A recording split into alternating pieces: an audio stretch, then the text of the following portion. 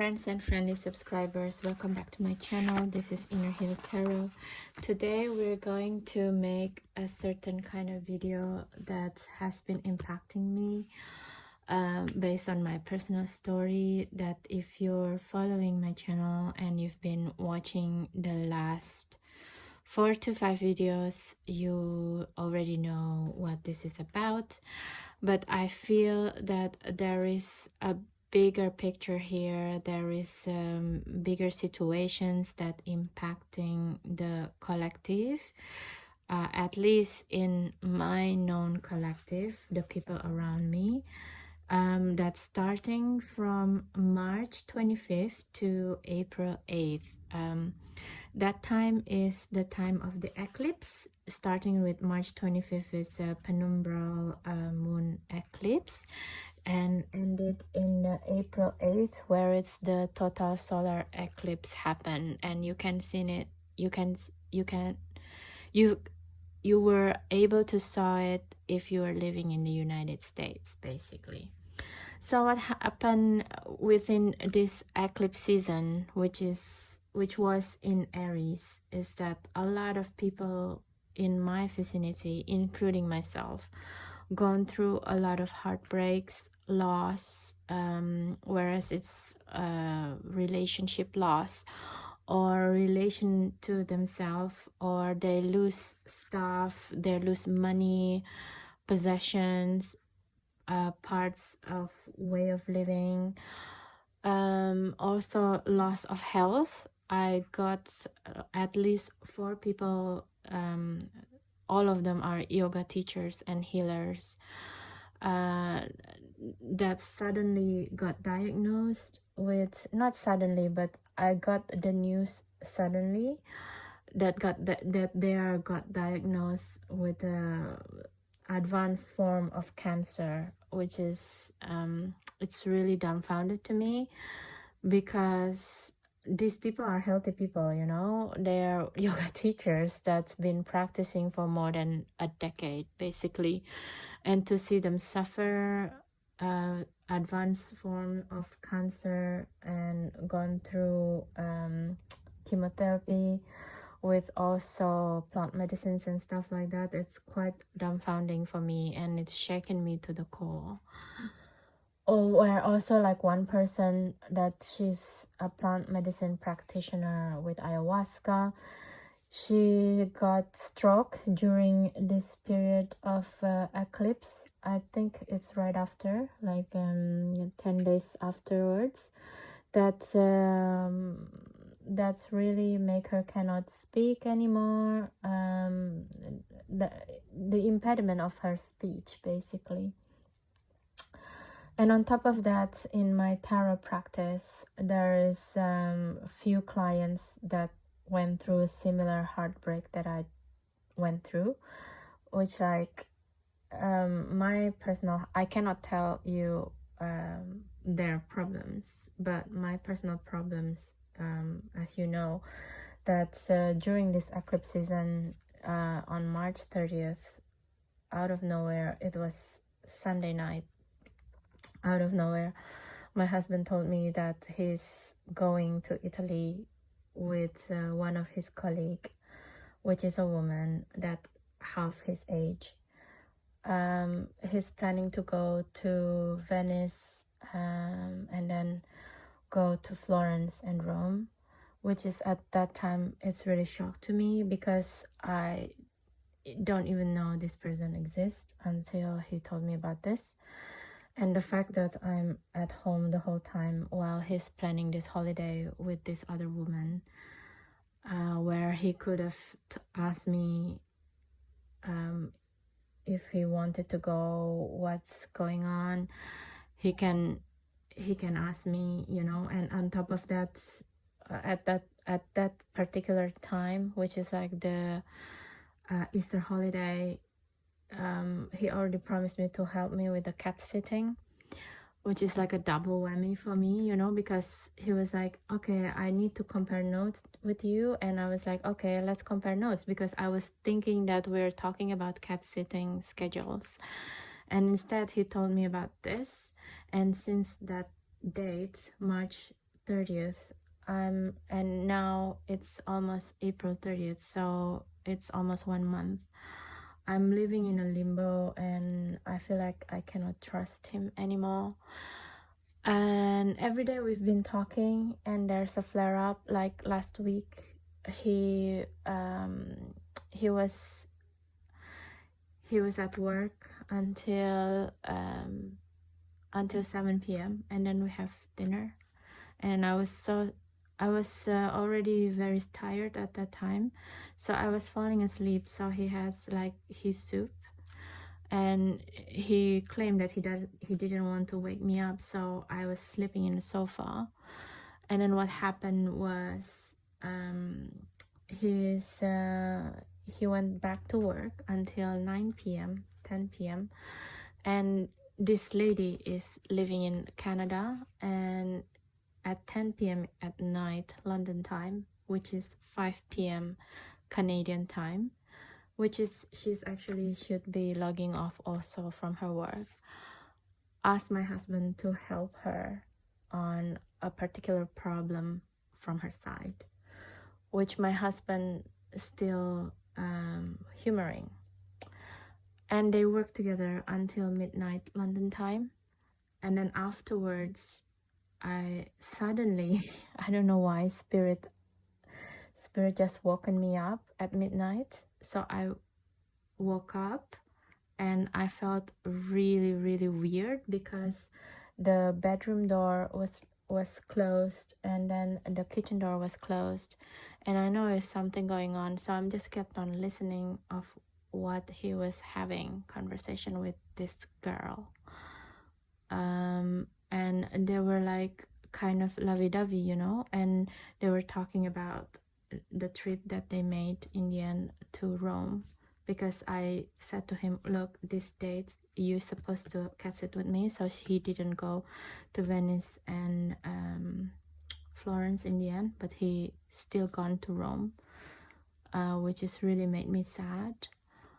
And then they talk about their trip in Rome, and her mother, who's also in the trip, was also in the phone call. So they were like having a laugh, having a chat, midnight time in London, until 12:30 a.m. in the morning, where I really cannot stand anymore, because I was kind of like, okay, this is 30 minutes. It was like 5 minutes to say like, okay, it was nice to have a holiday with you. It's great, but this is like midnight time in London. I really need to take a rest. I would be okay with it, but it goes on and on and on, to the point that I have to be again the bad guy to come out and to say to him, it's like, are you on call with this lady, Leon? And he's like kind of turned pale, and then I can see her in the video, and I was just went berserk. And this is like last Monday. So since then I'm starting to feel that, okay, this is like a really the Three of Swords situations, which is I pull back again from the period of eclipse in Aries. This is the time to see this shadow and just confront to it, you know. So this is basically what I'm going to do with this video. I'm confronting my heartbreak situations, because also like afterwards, after he went to Italy, after I got to know that he wanted to go without me, he could have asked me if I want to go or not, right? He didn't. So this is like all of this loss that has been happening within my psyche, that's also together with all of the loss that I felt surrounding the tarot decks as well, that I feel I need to address with this video. And this is going to be the last video about this situation. After this, I'm not going to share anymore, unless there's like a really big deal, like we got a divorce or I moved out or whatever it is. I'm going to end this heartbreak story here with this video, okay? Because it's Beltane soon in 2 days, and I don't want to go into a new period of Beltane with this type of heartbreak, if that makes sense. I want to let go, and in my own self, I'm starting to you know, just pick up the pieces, and then also just go into myself and try to understand what is the boundary here within me and how I can proceed from here. Okay, so this video probably going to be long because this is somewhat it's a journey, okay? So bear with me. So what is the Three of Swords? It's a decade cards from I'm taking over from the Rider Waite Smith card from the book by Johannes Fiebig and Taschen. And in this period of loss, because now we have to deal with it, right? After this period of loss and heartbreak coming in, what we're supposed to do. But I think the best thing is to understand what is the energy first. So the energy based on this book is like an intersection, literally the cutting point, which is it's true. The symbolism in this image touches a truly sensitive spot in contrast to the usual way of looking at it. So it's with a very popular kind of emotion, which is the cutting point. It is a cutting point in a way because if you're being blindsided by someone, there is you just kind of surprised, like shocked to the core in a way, and also you cannot reconcile what is happening in your outer reality, you know. And in my case with my husband, I really didn't understand why he has to do things like this and blindsided me when I'm home the whole time in the period he's buying the tickets to go to Italy with this lady, with this girl basically. And also on top of that, this girl knows that he's already married. So there is no consideration at all to have me to join them, and that is the one that hurting me the most. Well, the one that hurting me the most is like the blindsided fact about it, that when I'm in the house with him the whole time, our home is not big, it's 60 square meters. We're practically living next to each other all the time. He work from home, I work from home, and he don't have the courtesy to tell me. That's the part that really, really hurts, and I feel that I cannot trust him anymore at this point. So this is the cutting point, right? So with this energy, first of all, I think we need to bringing in some kind of cards. So what happened with this video is I'm going to bring in a same Three of Swords cards from different artists. A lot of them is from out of print deck. So I hope this is also will be interesting for you to watch, not for me, that not just watching me rambling about my broken hearts, but this is also to check out what kind of point of view from different artists about the Three of Swords, especially from the out of print decks. Okay, so the first thing that I want to take is from the abstract, when you're starting with the confusion of the situation, which is I'm taking in from the Hidden Waters Tarot and from the Luminous Void Tarot and from Ita Kakuan Tarot as color. You know, I think it's very nice to see it in this way because you can see the confusion of what is going on in an abstract way. And Italo Kokuon deck of Three of Swords is based on the Thoth, so it's a little bit different way of seeing it. It said the Three of Swords, the Lord of Sorrow, and because she made a system of how she's doing the decanated card, so she's making it like the middle is blue, cobalt blue with the red outside. So this is the type of the minor thinking of the cards, right, compared to the one that very visceral in the Rider-Waite-Smith.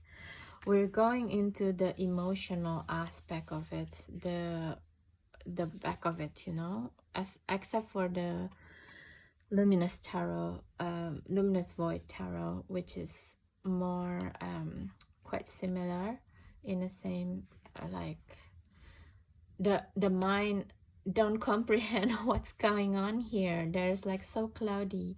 So because also when I have this situation, we just went into argument, right? We just keep like stabbing the cloud basically without knowing what we want to get out of. What am I want to get out of from this situation of the Three of Swords? Because when you're at it, you really don't know what's going on. But then it started to sinking into the emotional body, into the emotional realm, that this is happening, that my husband going on holiday with a colleague that half his age with her mom without me knowing. So this is the part of it, right, when the knowledge sinking in, and but it's at the same time it's still what is going on, right?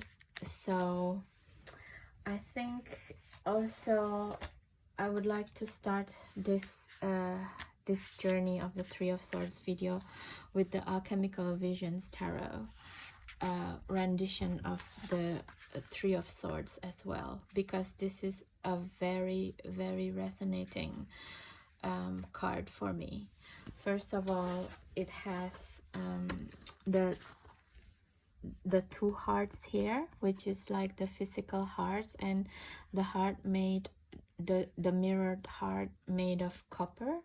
So there's the big explanation from the artist Arthur Tosick, PhD, which is also talking about the dynamics of the heartbreak, basically, with the symbolism of color of the Indian person who's like keep going at how the heart emotionally reacting, right? And also on top of that, alchemically, this is like a really beautiful image of the wolf giving milk to Romulus and Romulus, which are the founder of Rome, Italy. And that's why this image feels so relevant to me, because that's how my husband and, I don't know, his emotional mistress gone to Rome. And also in this in the explanation of this book, it's also explaining how Rome is not made in a day, right? And also the warring states of Rome, and the fact that it's very what do you call it, fratricide.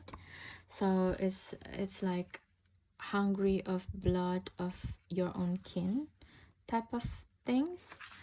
So that is what I'm feeling as well, because Rome born from the fraternity, the feeling of brotherhood of the founder of Remus and Remulus. But in the end, for a few hundred years later, not few hundred later, like few thousand years later or something, I don't know, it's like Rome ended because of they kept killing each other, right? They don't have the trust anymore between each other, and they killing themselves, basically. And that's how I felt a little bit in this marriage. When he went like this, I started to rethink about how did we get here, you know, and what did I do wrong. And we have been having a lot of conversations since 30th of March until now. A part of him that has been shut down by me for 9 years. For 9 years, we've been married for 9 years, and he couldn't say these things to me, and it felt like this is what happened with Rome. There is no communication anymore.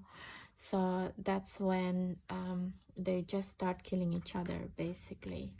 So this is the start of the alchemical feeling that I have in this journey. And now we're going towards what in a psychosynthesis called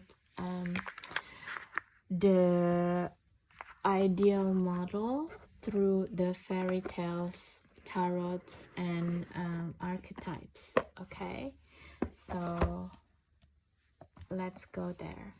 And by the way, I've already did all the flip through of all these tarot decks. If you want to see them and intrigued, that would be nice. Okay guys, we're going to the second part of the video now, that is looking for the ideal model, or what can I take from the situation of the Three of Swords that is going on here, right?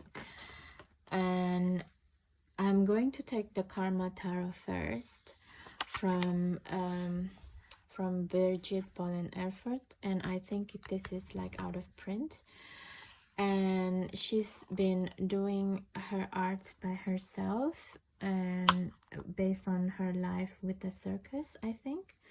So she's been traveling around by this circus and creating a tarot deck based on her artwork. And in this Three of Swords, we can see that there's a man leaving a woman. She's in tears. She's wearing a luxurious fur coat, while behind there is this Three of Swords. There is a Three of Swords into the heart sculpture, basically. So what happened here, it felt to me that a man is living the comfort of his home, his beloved somehow, and there is a separation period of it, and it felt like a karmic situation in here. The man has defeated materialism and chosen a spiritual path. The sobbing woman, wrapped in her fur coat of materialism, cries out farewell. The nourishing leafy bush will be able to influence her because of her open, vulnerable state. A choice has been made. So this is feeling like a certain kind of a separation that's happening between me and my husband right now.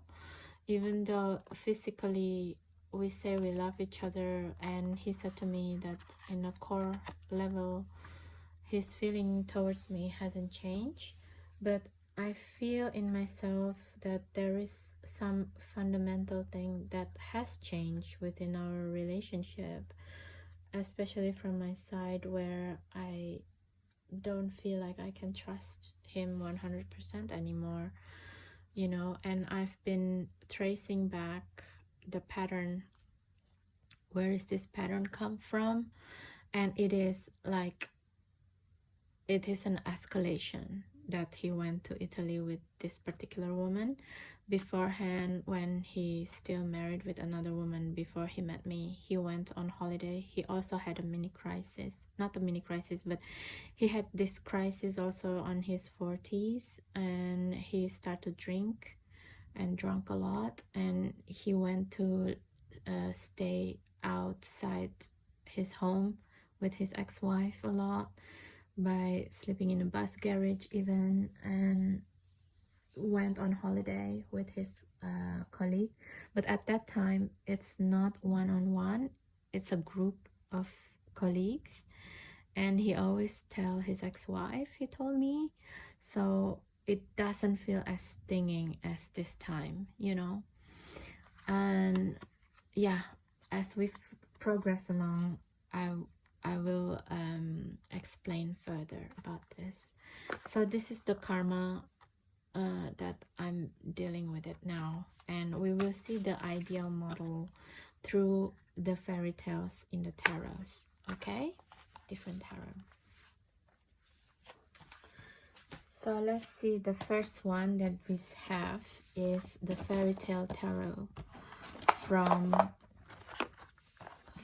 the Baba Studio Baba Baroque. And I believe this tarot deck is long time out of print already. I just feel lucky I got a copy that's quite nice. It's not broken or something. And in this fairy tale tarot by Karen Mahoney,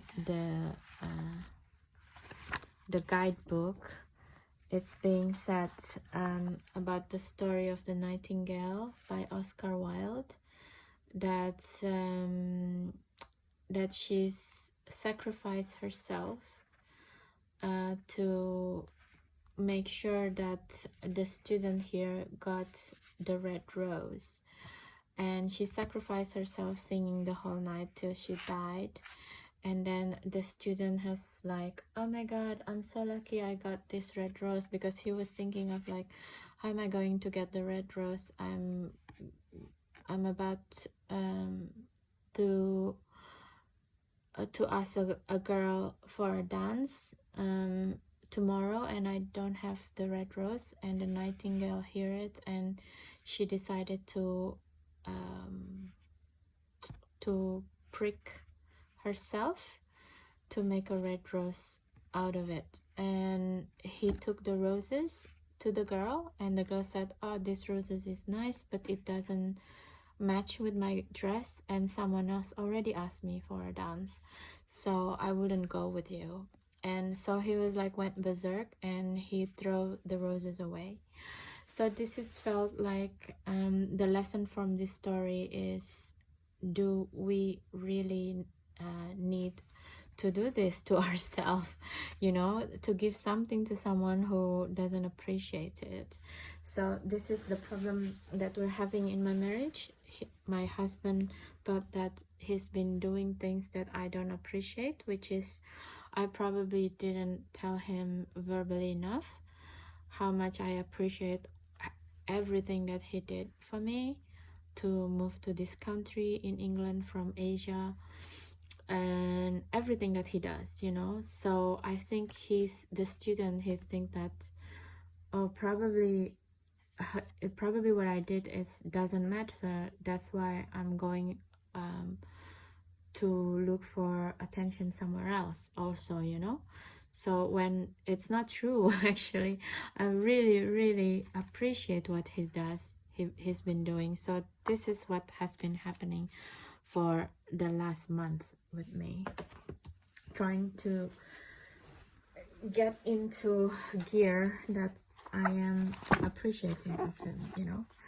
And the next one is Once Upon a Time from another fairy tale tarot by Lisa Hunt that I got as well secondhand. And in this story, in its Three of Swords, it's about the matchstick girl that's been rejected from her home and to go away, you know, to go away. And in the end she died, basically, because she's putting out her matches, all of her matches, to the point that there's no matches left and it's cold outside. So look at, she doesn't even wear appropriate clothes to be outside, so of course she died. And it's kind of remind me of the explanation in the book. I feel a little bit rubbish actually, but it remind me of also an explanation a psychological explanation about this, which is don't put your fire in a heavy snow places, you know. So this is what the lesson of the Three of Swords giving to us as well. It's like when this heartbreak happens, what happens next is like you start to understand your boundary on the relationship with that particular person. In my case, it's with my husband, and see if there is appropriate boundary to be made. So that is what I'm doing right now. And yeah, the ideal model here is really to see if this is keep going to flare up with this particular woman, and if it does, then I really have to start thinking about be separated, basically, because I don't want to be with someone who's emotionally in Canada. You know, it doesn't make sense to me. So I told him I came to London because of you. I don't have that many friends at all in London, because a lot of things that I want to do you don't want to do with me. So if you don't want to do things with me anymore, I'm going to just start to have my own life and start to look for things, doing things by myself. This is what's the matchstick girl lesson in Three of Swords. You know, you don't have to die for someone who blindsided you or leave you in the cold. You can create your own fire and put that fire in a warmer home where there is a fireplace, right, to make the fire come out. That's what I'm going to do. That's the ideal model here. Okay. And the third one that I want to take is also from the Tarot of Tales by Melinda Lee Hall that came out last year. And this is quite interesting for me because this Three of Swords is about three different birds that's co-living in three different places. So the owl is very airy, the ostrich is a big bird that cannot fly and live on the earth, and the swan is, of course, it can swim gracefully. And the one thing of the ideal model here that's very interesting is like to ask me to go deep within. Your memory, a pain you've tried to ignore, is calling out to be. And also to, this one actually, argue a point passionately while never stopping to consider the very different perspective of the others, from the life in the sky, land, and on water. So it's also like to look at deep within, what is this situation evoke within me, which is like, it is also the memory of abandoned childhood. Like my parents also did the same.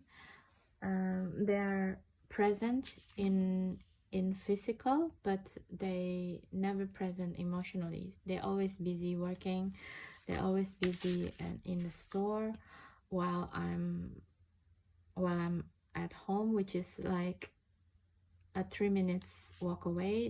The store and the home is connected, and in the meantime I was sexually molested by people who work for them, stuff like this. They never knew things that happening at school, my worries, they never knew. And my father actually just beat me up when I fail to be number one in class again. Then, you know, then this is happened when it was like I was 8 or 9. So this is really the situation with my husband now, really bringing back to the abandoned childhood situation also, because I'm here in the living room. It's not even 30 seconds away to come out to the living room and talk to me and say that, look, one of my colleagues asked me to go to Italy with me. Would you like to come, or can I go? Because she asked me and I'm worried about her and the mother. It could be like that. as simple as that, but it never happened. And that's remind me of my childhood. Like, it could be like my parents just asked me to have lunch, or you know, just ask me how I'm doing when I was a kid, and there's seldomly, then it's not like they never do it, but they seldomly really did it, you know. And instead I have to go to the store and help them all the time. So in this situation, so that's memory coloring the situation that I'm in now as well. And also, but at the same time, I fail to manage to see things from his point of view, and also the girl point of view, which is, I think I should try to be able to understand why a girl of 26-year-old asks a married man who's twice her age to go on holiday with her to Italy without his wife knowing. I'm really struggling to understand that. Maybe I'm the ostrich trying to understand the owl. Maybe she's the wise one, you know? So I don't know how to make up of it. But this card is really, really beautiful to illustrate that the three of us are really not in the same page at all. And basically, from my side, I probably need to ask within me what is missing in here within me, and what is missing in my relationship with my husband. How can my husband make this girl enter in our relationship in this way, you know? So this is the ideal model from Tarot of Tales. I really like it.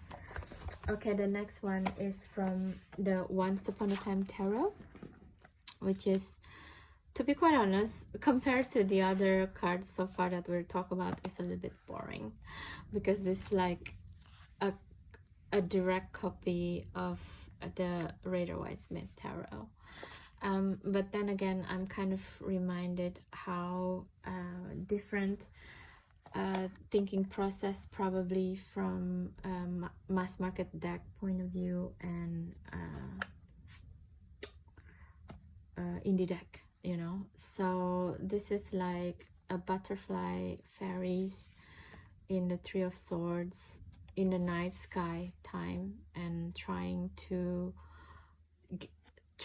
uphold, basically, which is, it's very interesting card in itself, because it's, even though it's a heartbreaking card, but they're kind of laughing about it. So it's kind of feel even a little bit of the incongruence of the Three of Swords energy, like don't want to acknowledge the heart pain, because there is also no blood in it. So it felt like it's like a fake thing, you know. This is not as big as I thought it could be, kind of thing, the pain. And I'm actually inspired to do this video from this deck. When I read in here, if my life was a fairy tale, what would it tell, right? This is why I picked this deck as part of the ideal model, to fake it till you make it, kind of thing. Pretend that it doesn't hurt me as well. That's another way of saying it. That's another way of doing it as well, right? As a coping mechanism of that.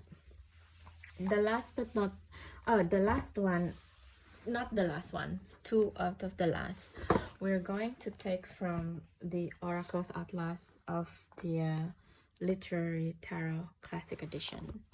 I'm going to do the book because my deck is not open yet. I had a deck that was open, but then I sold it and I bought another one, the one that came with the book. So I haven't opened this yet, and I don't want to open it just for this video. I'm going to do it with the energy pairing. So I'm just opening the Oracle Atlas. So in this deck, it was saying about the Three of Quills, and it comes from the monkey paw story, that it was supposed to be giving wish fulfillment monkey paw, basically. I'm not really sure about this story at all, but it seems like it's supposed to tell the story of there's a greed going on here, and probably it costed their son's life, and that is the story, the lesson to tell, that not to be greedy and to be happy and be grateful of what we already have, something like this. And I'm going to bring as well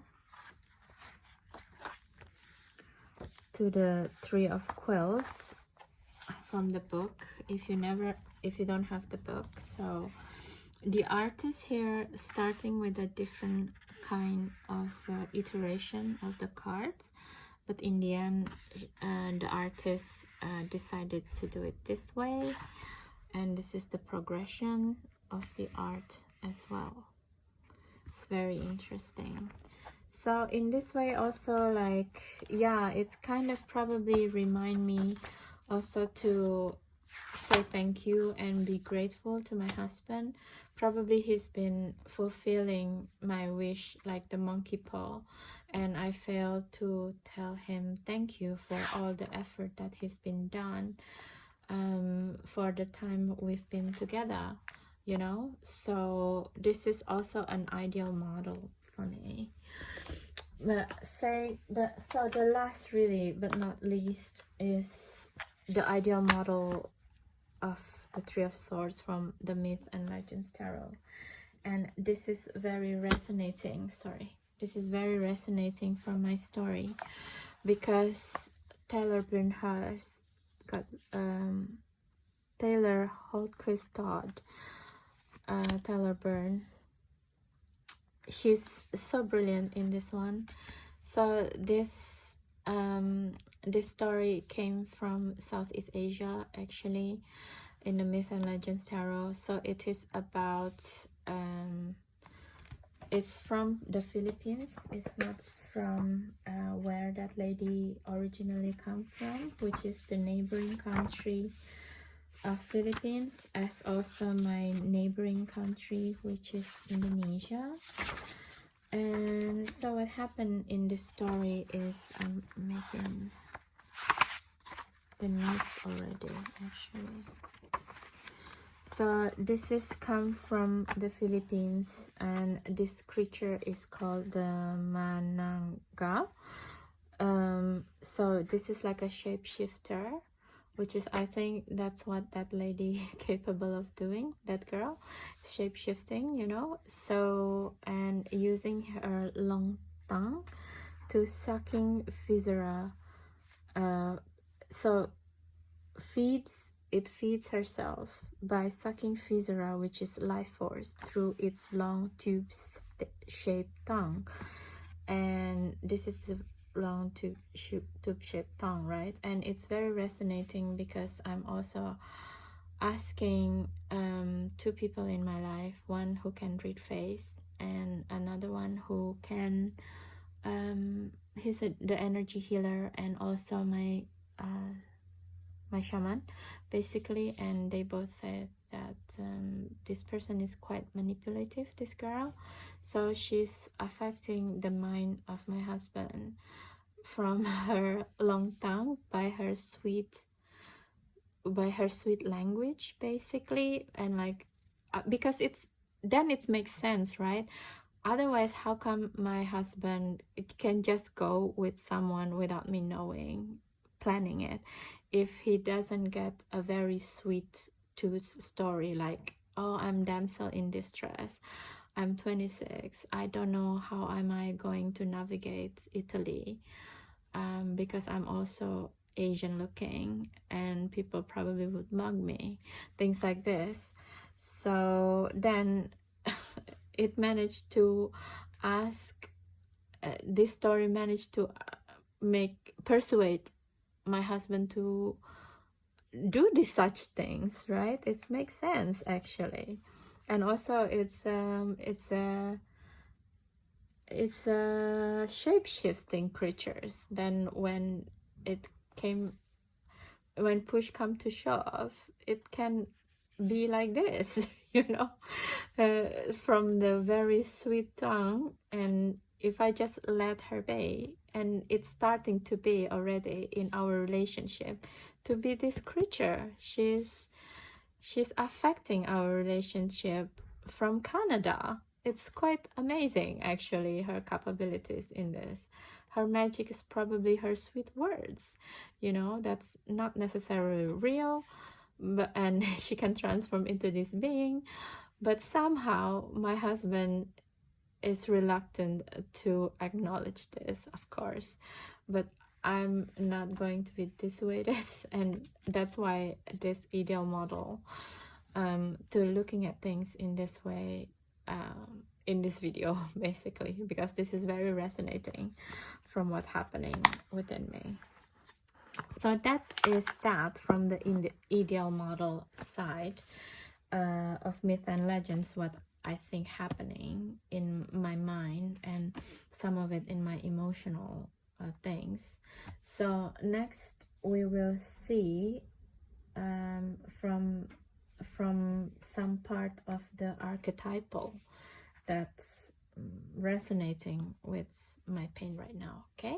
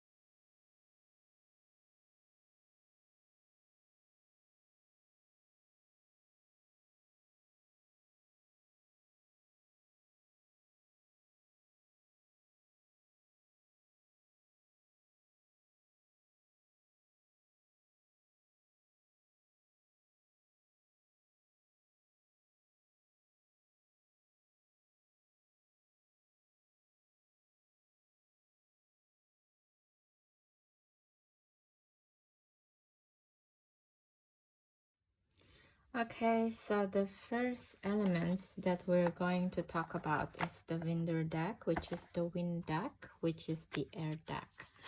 And in here, in the realm of air, is the Three of Collapse. It says that when air is looking one way, brutal attack come from another direction, and times truly are as merciless as they seem.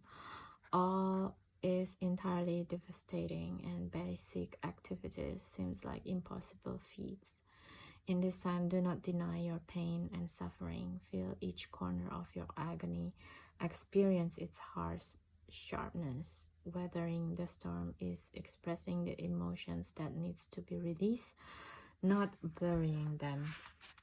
So in energetic level, in the sense that this is what I need to do, which I would do it as well, you know.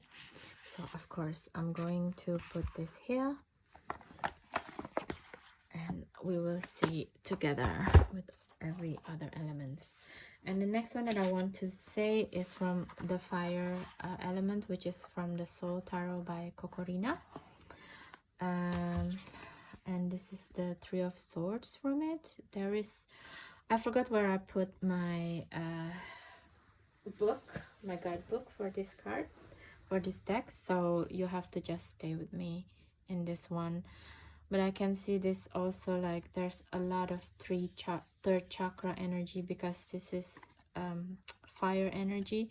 So there's a lot of willpower to somehow covering the fears, the tears, the pain, you know. So it feels like also the asking to keep yourself together as well. You don't have to always dwell in the pain and the sadness and the sorrow, you know. Just keep it up together for now, and we deal with the situation little by little, which is I like also. And it's very different from the interpretation in the Rider-Waite-Smith tarot. Okay, and next one we will talk about from the water realm. Oh, there's another one also from the fire realm, which is from the Tarot Oscuro, which is very fiery for me, El Riviere. And from here there is a very beautiful message in here.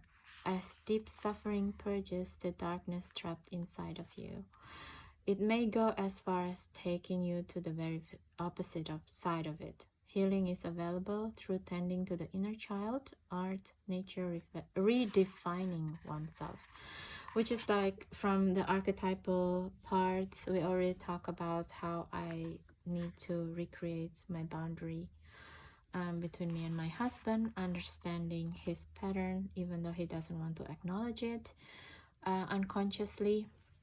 But I have to be the conscious one, because then I minimize the situation of me getting blindsided by him, you know. So that is where I am right now, actually. I really like this tarot deck as well for fire energy. It's really beautiful. So from the other two water deck in here, one is from the Healing Wave Tarot by Nawan Junhasiri, which is another Southeast Asian person, which is not from the country where that girl from, but very neighboring to it, and they hate each other, these countries. So yeah, this is a good way to see of things. This is like a cracked egg, which is in Psychosynthesis, is a part of how you see someone's psyche is from the egg diagram. And there's the thing. And yeah, it's like a cracked egg, isn't it? It's like something that in normality, in reality, it's not there anymore, and it's something else. And the healing of this is, of course, it's like the Oceanum Arcana by Tyler Byrne as well. This is like a beautiful illustration actually with the fish, because this can be also the egg of this fish as well, to just glide through it and not engage with it too much, but also not to repress it, you know, just like what the Tarot Oscura says, to engage with the inner child, which is I've been doing with creating this video. So last but not least, I'm going to take also the Earth Arcana from Terra Arcana from Tyler Byrne as well, as much as also from the Majestic Earth Tarot in the elemental level. First of all, the Earth Arcana is quite pretty much the same, and it's kind of remind me of the Heart of Banana.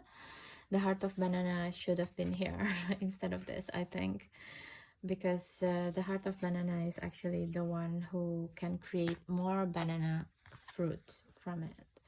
And it seems like there's this regenerative idea of the heart, you know, even though it's been hurt again and again, it will generate it fruit again and again, you know.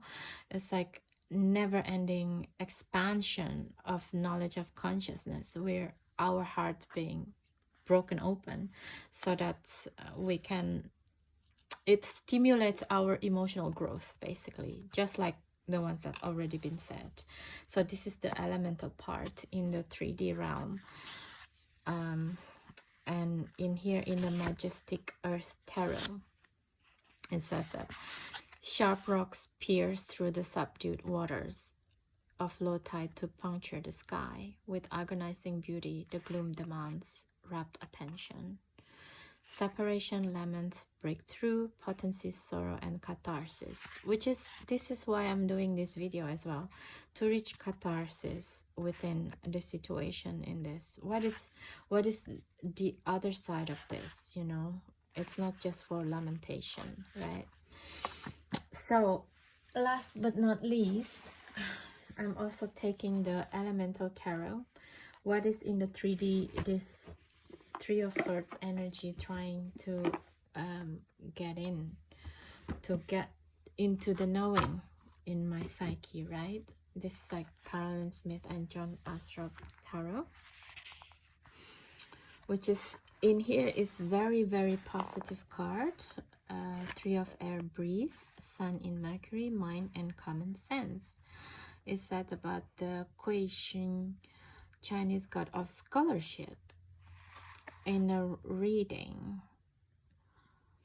it's like trees are positive and harmonious cards, and the trees of air is about an idea of yours that has just come to a successful conclusion, or even on a more practical level, a new job or position that has been or is about to be offered to you.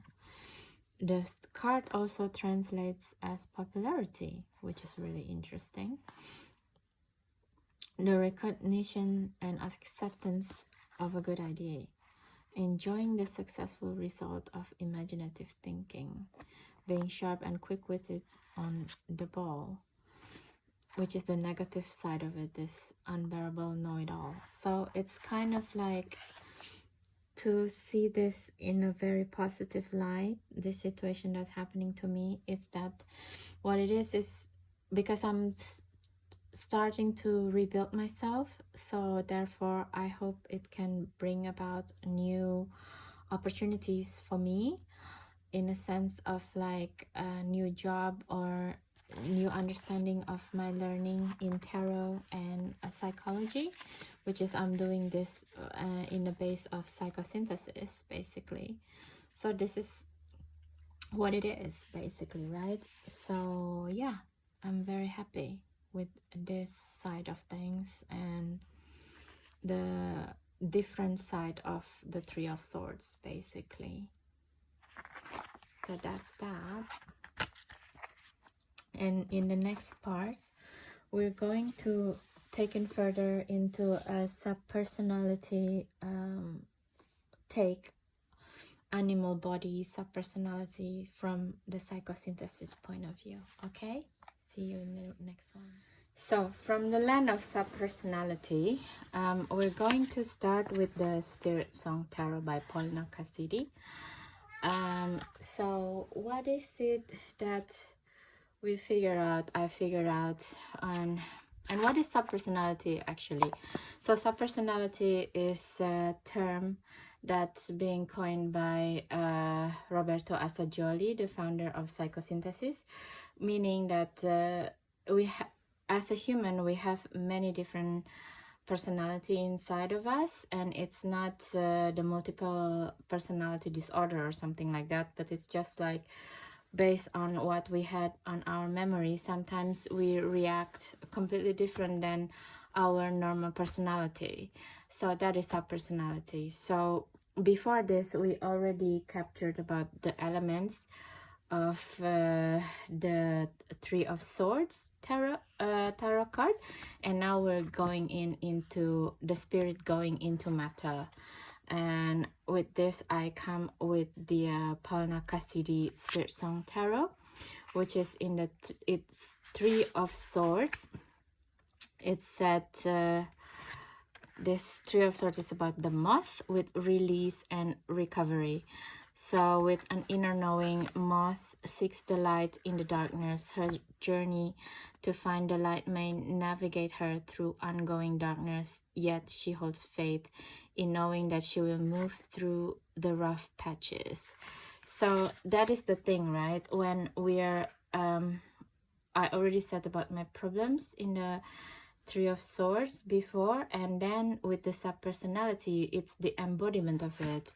How does my soul will move into the body? And from here we can see that it's through the moth energy with release and recovery. So it's beautiful. And another one is from 5C Madame 5C Tarot, which is heartbreak, Three of Needles, suffering, sorrow, relief, and acceptance. And the needles also, it's moth fly. It's an insect scorned, pierced, and virtually paralyzed by the needles of verbal, physical, and emotional torment. The hope of storm in here, clouds clearing above, reminds us that pain and sorrow today will bring great strength tomorrow. Yeah, so this 5C tarot also really beautiful and unique because it has like reversal straight away, and with all the wordings in it like acceptance and growth, with the Three of Swords in reverse. So basically, if we just accept the pain right now, like what I'm having, without actually try to pretend it doesn't happen or try to make it go away, then it's going to be better and I can navigate it faster basically. So this is the spirit embodiment of the Three of Swords that I like and I will implement in my life right now. So yeah, that's them. And let's move on to the birds category, okay? With the Forager Daughter Tarot and Wisdom of the Owl and the Avian Tarot. So with the Forager's Daughter Tarot, we see that what's happening here is the cardinal bird that cannot take flight, and it's being pierced by two swords, but then there's still hope because these little bits of plants coming back out. Basically, that is what's happening here. And the message of the Three of Swords can be a difficult one to accept. Life is full of scenario where pain and doubt override hope and positivity. Swords represent intellect and communication, and in this case indicate a misuse of information or a misunderstanding from someone once trustworthy. So yeah, basically this is what I feel right now about my marriage in a way.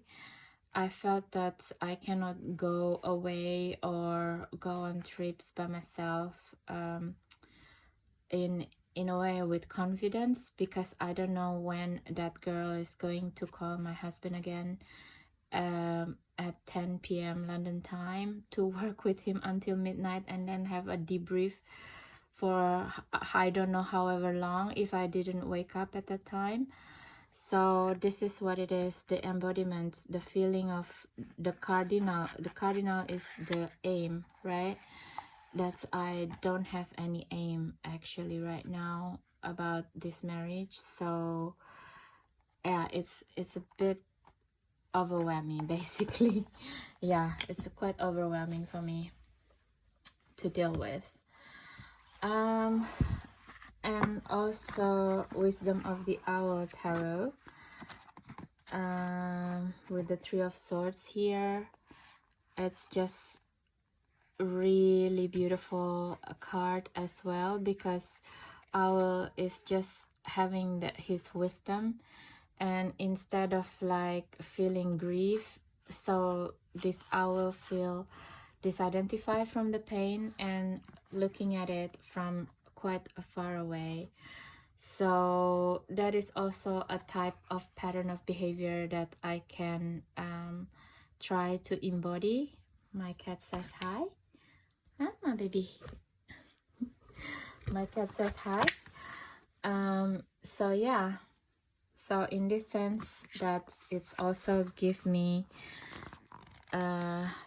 during this difficult time, make sure you are focusing on present emotion and thoughts instead of attaching a past experience or story to what is happening. Love every part of yourself, even that part that is healing. Release the thoughts that keeping you stuck from my cat wants to be in the video. Keeping me stuck. Yes, so this is also a pattern of behavior that I can embody for this personality. Okay, so I need to be hurry because I'm afraid my husband will come back soon and I cannot continue the video. I'm a bit scared of him right now. And the last is the Avian Putu, the common Putu. And I really like the way that it's saying here, the current is going through a period of grief, sorrow, misery. Must take time to heal before moving forward. The period is temporary and the trouble will pass. Coming to terms and acknowledging the pain will aid in the mending and healing the wound. So basically these three decks saying the same thing, to take time to heal for me and adopt a behavior that's, you know, not berating myself, not blaming myself for what happened. A lot of people do that when things happening like this. They start to blaming themselves, why I'm not being more present in a marriage and stuff like that. But the problem is, I think if your partner want to do something with someone, no matter how present you are, no matter how beautiful you are, no matter how loving you are, they were still going to do it. That's how I start to see things these days. Like, I'm trying to be more engaged with him during this month. I'm trying to understanding him more, and I try to think about what am I missing here, how is this happening. But in the end, he's still taking up the space with that girl at midnight London time, you know. So yeah, it doesn't matter what I'm trying to do. It doesn't matter that I'm trying to you know, maybe redeem something that I probably not doing right, but it has to be the both of us. And if he doesn't acknowledge it, it's really difficult. So I can only take the hurt right now and be present with it, you know. So moving on, prior to the birds, we actually baby sorry baby. I actually also have the plants deck with me, so that we can also see the embodiment from the plants. And the plants here is very interesting. It's from the Mushroom Hunter Tarot. This card, it's the bleeding tooth fungus that is actually not poisonous, but people is not encouraged to eating this mushroom because it just doesn't taste good as well. So it's also something like, it looks disgusting now. It looks poisonous, but actually it's harmless. So maybe there's a possibility also that there's really nothing going on between them, which is there's a possibility, but at the same time it's really weird, you know. So I don't know what's going on in here, but I will take it as in a face value of this as well. So it is also possible that I'm just making it up based on memory of what happening between me and my exes before, and me and my family. So it's also, when we've gone through the heartbreak like this, we tend to pile on and on and on all of the heartbreaks from the past starting to acting up again, and it's not fair to ourselves. We've been through that, we don't have to go through it again, right? So I think that is the message of this bleeding tooth fungus. It's really beautiful fungus also to remind us that. And the next one, we have Jonas Joss Tarot with the Three of Swords here, which is like, it seems like a type of a morning glory. And it's very interesting that the Three of Swords it's not even capable to penetrate or breaking the flowers, and the flower is just goes all around it. And in a way, it's also makes me think that our body is very flexible, actually, you know. We don't have to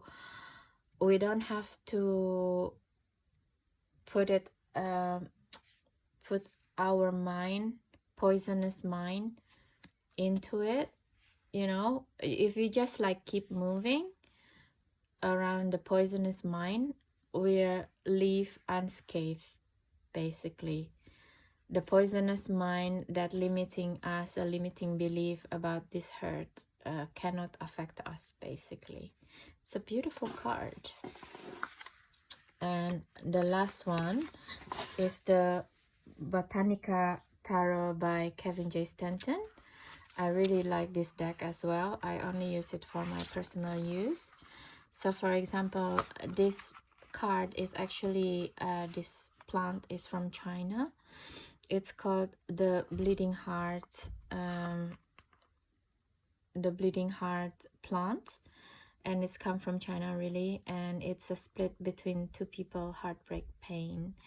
And the swords that he used is the sword for fencing. It's called an épée. If I didn't say it correctly, I'm so sorry. I'm not a fancy person. So basically, yeah, it's asking us to think about this type of pain is accumulating in the body, basically, if you let it be. So, you know, it felt feeling of a heartbreak that wrecks one whole body in pain. So this is like a very visceral, very physical sensation, basically, with the Three of Swords here. So we have to take care also. I have to take care of my body. I need to go back to the gym. I've been swimming a lot because swimming helped me to focus, and it's just remind me of the tropical places, so I don't get to think about things too much. So yeah, so that I don't get trapped with the pinch of needles of pain in here. So that's that from the plants area. And we still have a little bit of the cards, for example, anthropomorphic cats and animal. Let's do the animal first. The Orion's Animal Tarot by Ambi Soon. She's already have a new card as well, new deck as well, that will coming by soon. It's also a story from Southeast Asia, funnily enough. So for example, this one, this Three of Swords, is the swallow. And what happened here is just the swallow can get away from these three swords. And what's happened next is that he also leave unscathed, right? Swallow linked to nautical travel. And it reminds us that we can always hope that the calmer tides are ahead in this case scenario. So it's not always that the sword has to penetrate like the cardinal, right? But it's also can escape it. Not all hope is lost, basically. Okay. So, and the next one is the Bohemian Cats Tarot by Baba Baroque Baba Studio, which is it's long out of print actually, but they will make a new one and it will come out for pre-order autumn 2024, I think, and you will get the deck in 2025. At least that's the last news that I heard. So in this deck you see like this cat having a doll with, and the doll carrying a heart. So it feels to me it's like the way you deal with this kind of situation, I have to be like more removed, you know. In psychosynthesis we call it disidentification process.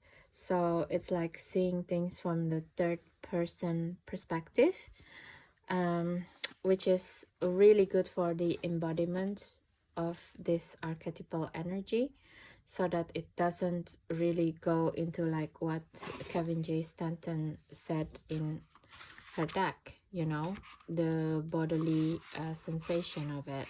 So how to deal with it is to treat it like this, you know, put it as a doll, which is, I think it's a good idea, and I'm going to do it as well.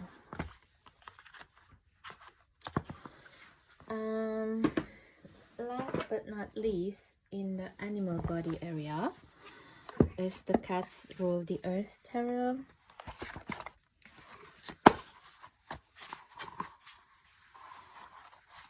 which is, yeah, I'm just going to take the one card, please. So originally I bring this because it's have the kind of similarity with the Death card here, which is have kind of a similarity energy, if I'm not wrong. But yeah, it's just, in the end, it's just a Three of Swords. And as you can see, this is not just like the heart in itself, but it's also going into the mind, to the skull already. And it said that the machination of a third party may be making the conflict worse. So yeah, it is what can be, and this is time for us to just carry out the situation, just like what other cards already saying from another deck, basically. Just like really beautiful Warrior Whitesmith copy, basically, this card, but then you added the mind. It's not just the heart, right, but also the mind of yours as well. So that's the difference, and I really like it. All of this type of subpersonality within the animal body, it's really helpful also for me to see my impulsivity, what kind of energy that I'm still embodied from the fight, flight, freeze and fawn perspective, because that's part of the subpersonality way of defending ourselves, basically. So that is the parts from the subpersonality, okay? And next part is going to be from the human body perspective, the artist, and the what do you call it, the advices that contained in the Three of Swords. Okay guys, now we're going to see the Three of Swords from the point of view of subpersonality. What is subpersonality actually? Subpersonality is a concept from Psychosynthesis that's saying that a part of us can be in inner conflict all the time, and that's because of when we were kids, we're not allowed to be who we are. So we adults in our life push us to be certain way, do certain things that make us repress and suppress the part of us that this adults doesn't allow us to embody. So those repressed and suppressed memories of us became the subpersonalities, basically. And actually I filmed this 2-3 weeks after the original video taking. I couldn't do it because my husband is always at home, and then I went to the Netherlands and I came back, and just today he went out to work because he doesn't have to, he work at home.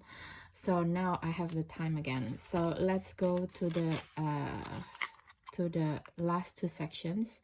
One is the subpersonalities, and the second one is the advice, what to do with this Three of Swords energy.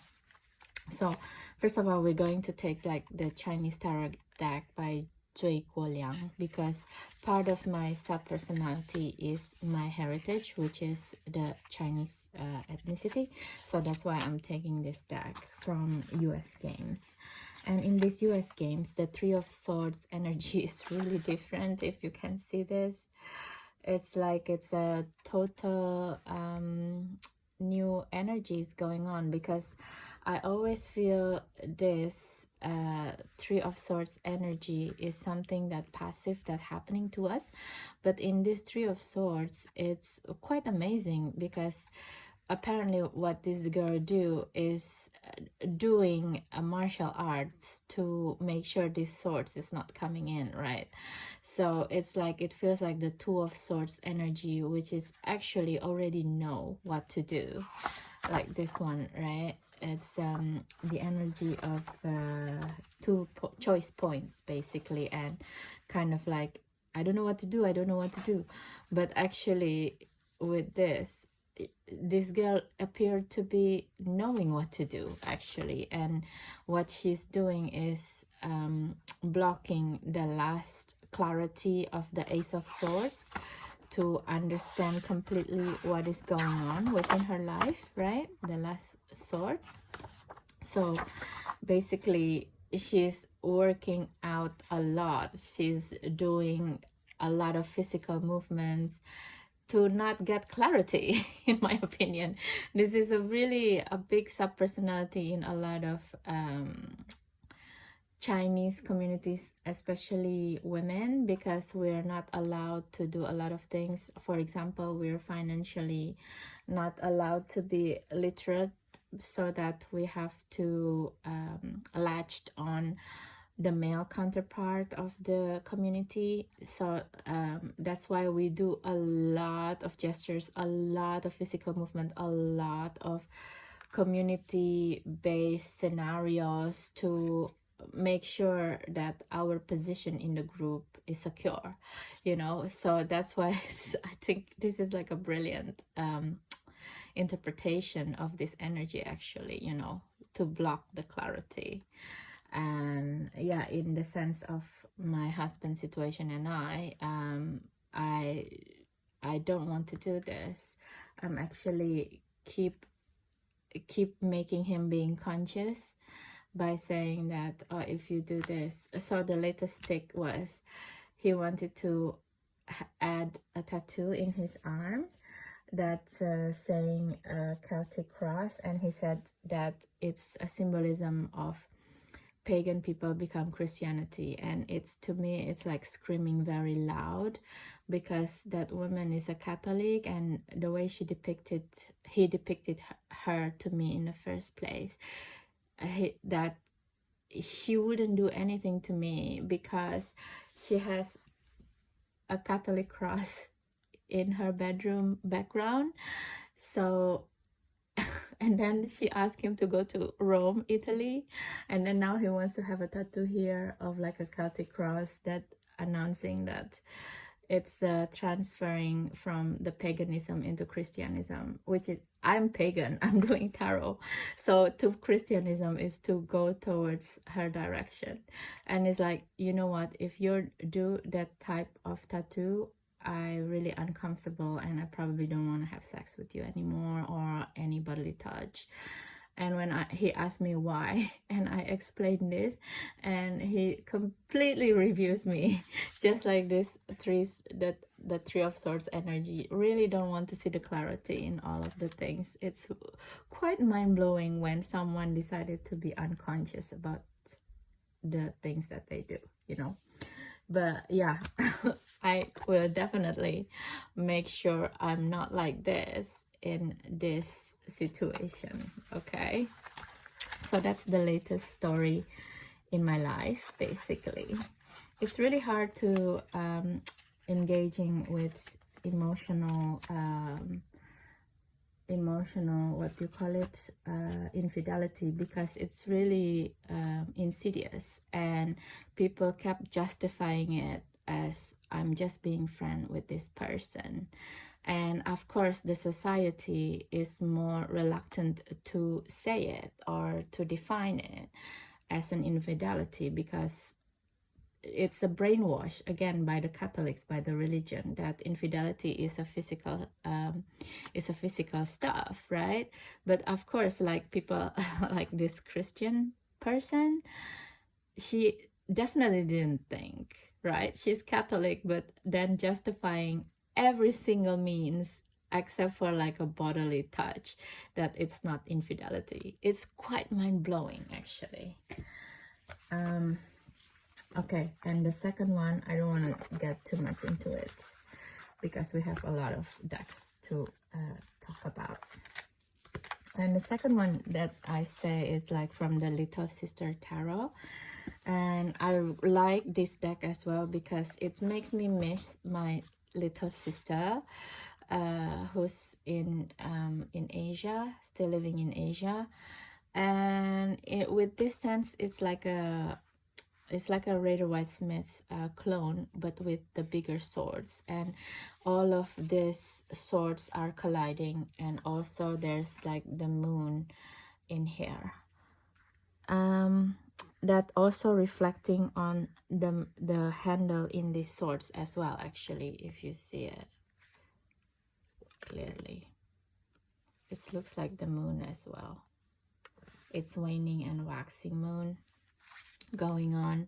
So this is like really I think this is with this spine on the swords as well, it's denounced to me that this is the time of the breaking the hearts, you know, like to really examine what is going on physically, mentally, and psychologically, basically, when we are in this energy, right? And the subpersonality here is still the similar with the Chinese one. What is it in our family system, right? With our family system that led me to this predicament, basically. What is it within my husband's and mine family system that led these things to happen? So this is like a really beautiful deck to think about when we're doing this type of work, the Little Sister Tarot. Boom, by Jeannie Thompson. It's really beautiful deck, that one. Okay, the third one is the Stolen Child Tarot by Monica L. Knighton. This is also like a beautiful deck, but it's quite confusing because first of all, the guidebook is not here. You have to scan it to see the guidebook. And the second of all, she renamed the elements, like the Three of Swords is Three of Zephyr. In overall, one of the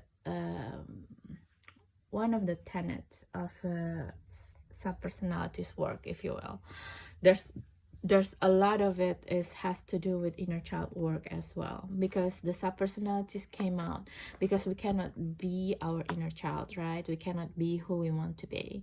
So with this in mind, like the Stolen Child Tarot is quite good to work with the subpersonalities as well, especially when we're looking at the patterns from baby, you know, from toddler point of view, from childhood point of view.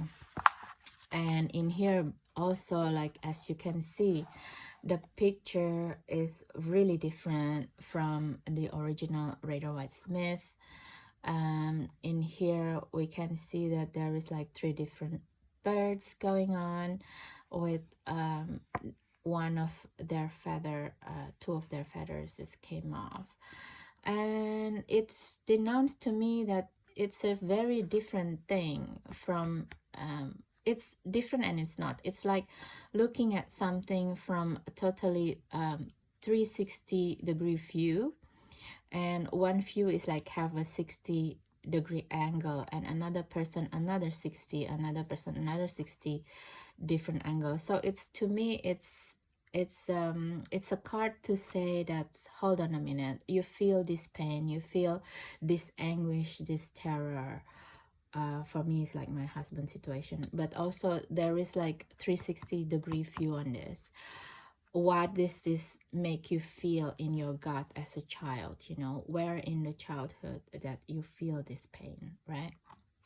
So this is a good deck to work in that sense, to go back again to the childhood with this Three of Swords card.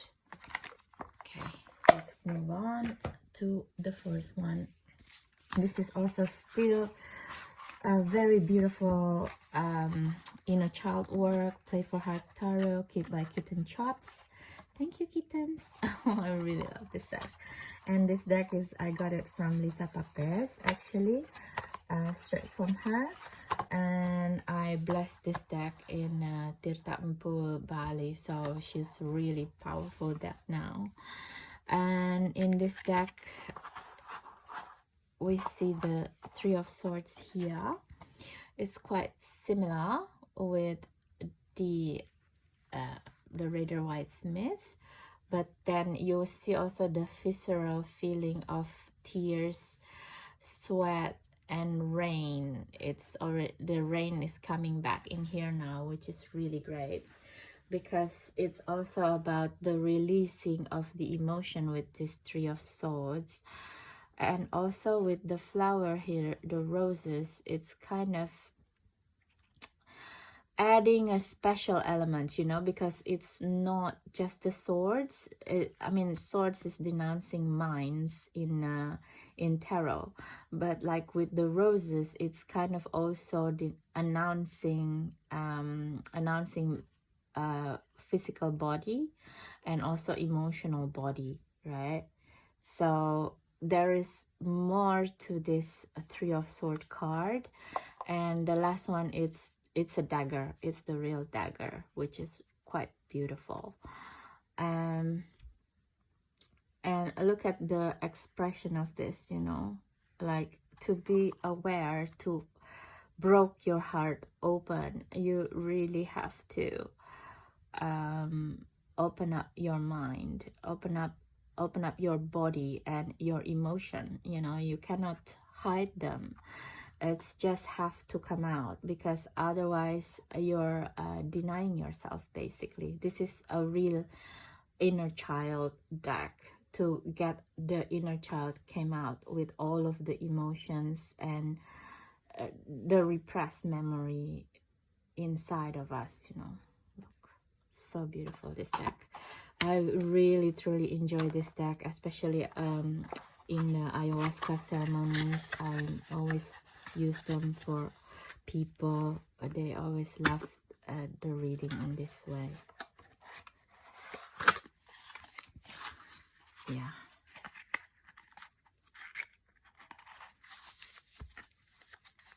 It's really beautiful.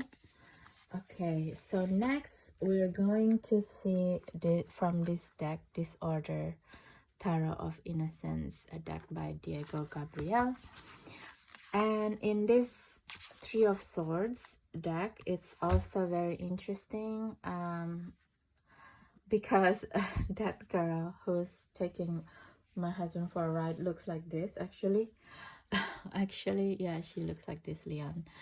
And it's just like taking me home, you know. It's like I saw the other side of the Three of Swords that I'm feeling, that someone who can do such things in unconscious manner, or in, I don't know if it's unconscious or malicious or intentful. They must feel the same way too, actually.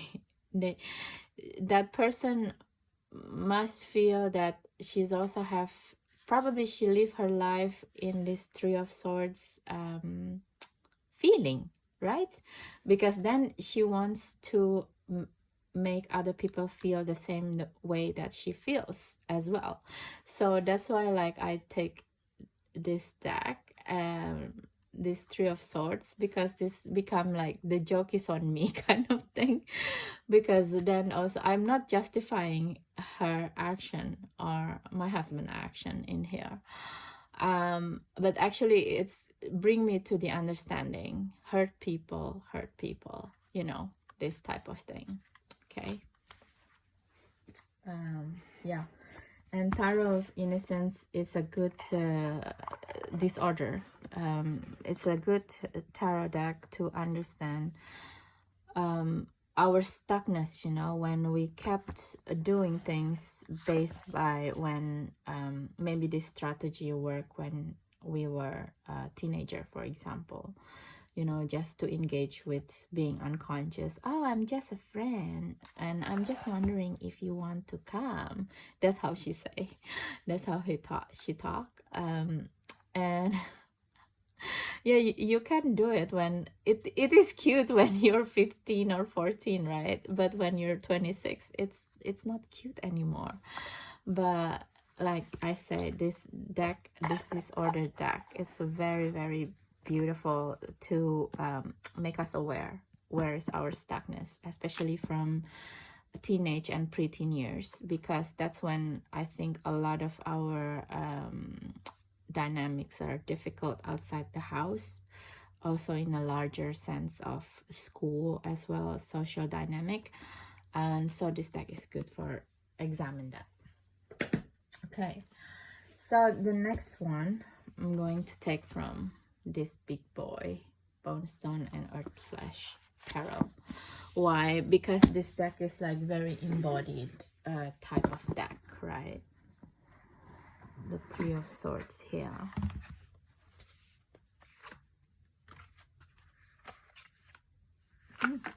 So with this special Bone Stone and Earth Flesh Tarot, I'm going to include the Five of Cups card as well. I originally want to do two cards, Three of Swords and Five of Cups, but I think it's just too much. The video will be too long, so I'm just covering the Three of Swords. And so now what I'm going to do though with this deck, this beautiful deck, I'm going to include the Five of Cups tarot deck, card, because it's one of the most beautiful Five of Cups card that I've seen in a tarot deck. Okay, so the first of all, the Three of Sword card, and it's really beautiful here. sorrow, grief, pain, loss, conflict, inner turmoil, destruction of love. What I've seen from this card is that with the subpersonality point of view, is that this is what we inherited from the earth itself. For example, it's not necessarily even our family line anymore. It's what the earth, the mother earth, needs us to embody, to feel that heartbreakness, and how to expand this energy. Basically, that's what we're doing basically in earth, right? We are spirit, we're taking on bodily experiments, if you will, manifestation, that actually helping the earth to grow herself outside of just the consciousness of the elements, basically. And in this Three of Hearts, Three of Swords card, it's explained very well. It's the subpersonality that came from the Mother Earth, what's going on. And I'm also want to say about the Five of Cups. In here, there's loss, sadness, mourning. And in a way, this is like one of the most startling Five of Cups card that I've seen in a lot of decks. Because startling also because there is no cups here. It's just a total grief of the elephants, you know. If you don't know, elephants actually can understand when they take on the bones or the tusks of their dead relative. They understood which part of the relative that's gone. They understood grief, the elephants, you know. So for me, this card of the Five of Cups, it's announcing total consciousness of what's at lost here. And for me, for being conscious in total consciousness, I know what lost in my relationship with my husband now. I lose my total trust in him. I lose my understanding or my illusion of him, probably, of like unconditional love, that actually his love is quite conditional, with his arguments, you know, being on holiday with this girl. There's a lot of kitchen sink of our 9 years marriage that's before he never come out with, because he was scared that I will leave him. But now that it seems like he got the spare to meddle up with if I'm to leave him anyway. So it seems for him to be okay to throw out all of the 9 years of marriage of kitchen sinks that I made mistakes of. But then again, I don't have any means now to repair it, because it happened 9, 8, 7, 6, 5 years ago. So that's where I feel that the loss, you know, the loss of my illusion, my thinking about him, that he's in sync with me, he's emotionally capable, and it's actually is not true. And a lot of times this is not what we're talking about in the Five of Cups. It's all, most of the time it's about emotional loss. But it's just, this kind of loss is like the understanding that things will never be the same, you know. So that's why I include this Five of Cups card in here.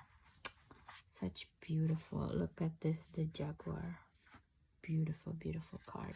I'm so glad I have these cards, because they're going mass market, but then they will change a few cards, and I'm not sure if I'm going to like the mass market edition. So, but it's really weird. The artist Avalon Cameron keep finding the stock in her relative houses, in her garage, whatever. It's instead of just like, okay, you know what, I'm not going to sell all of my decks at once. I'm just gonna sell it one by one in my lean months of the year or something. Why can't you just be honest?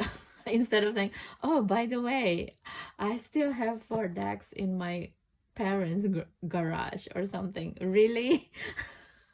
It's just really funny, you know. You have a great deck, it will sell. Just say the truth, you know.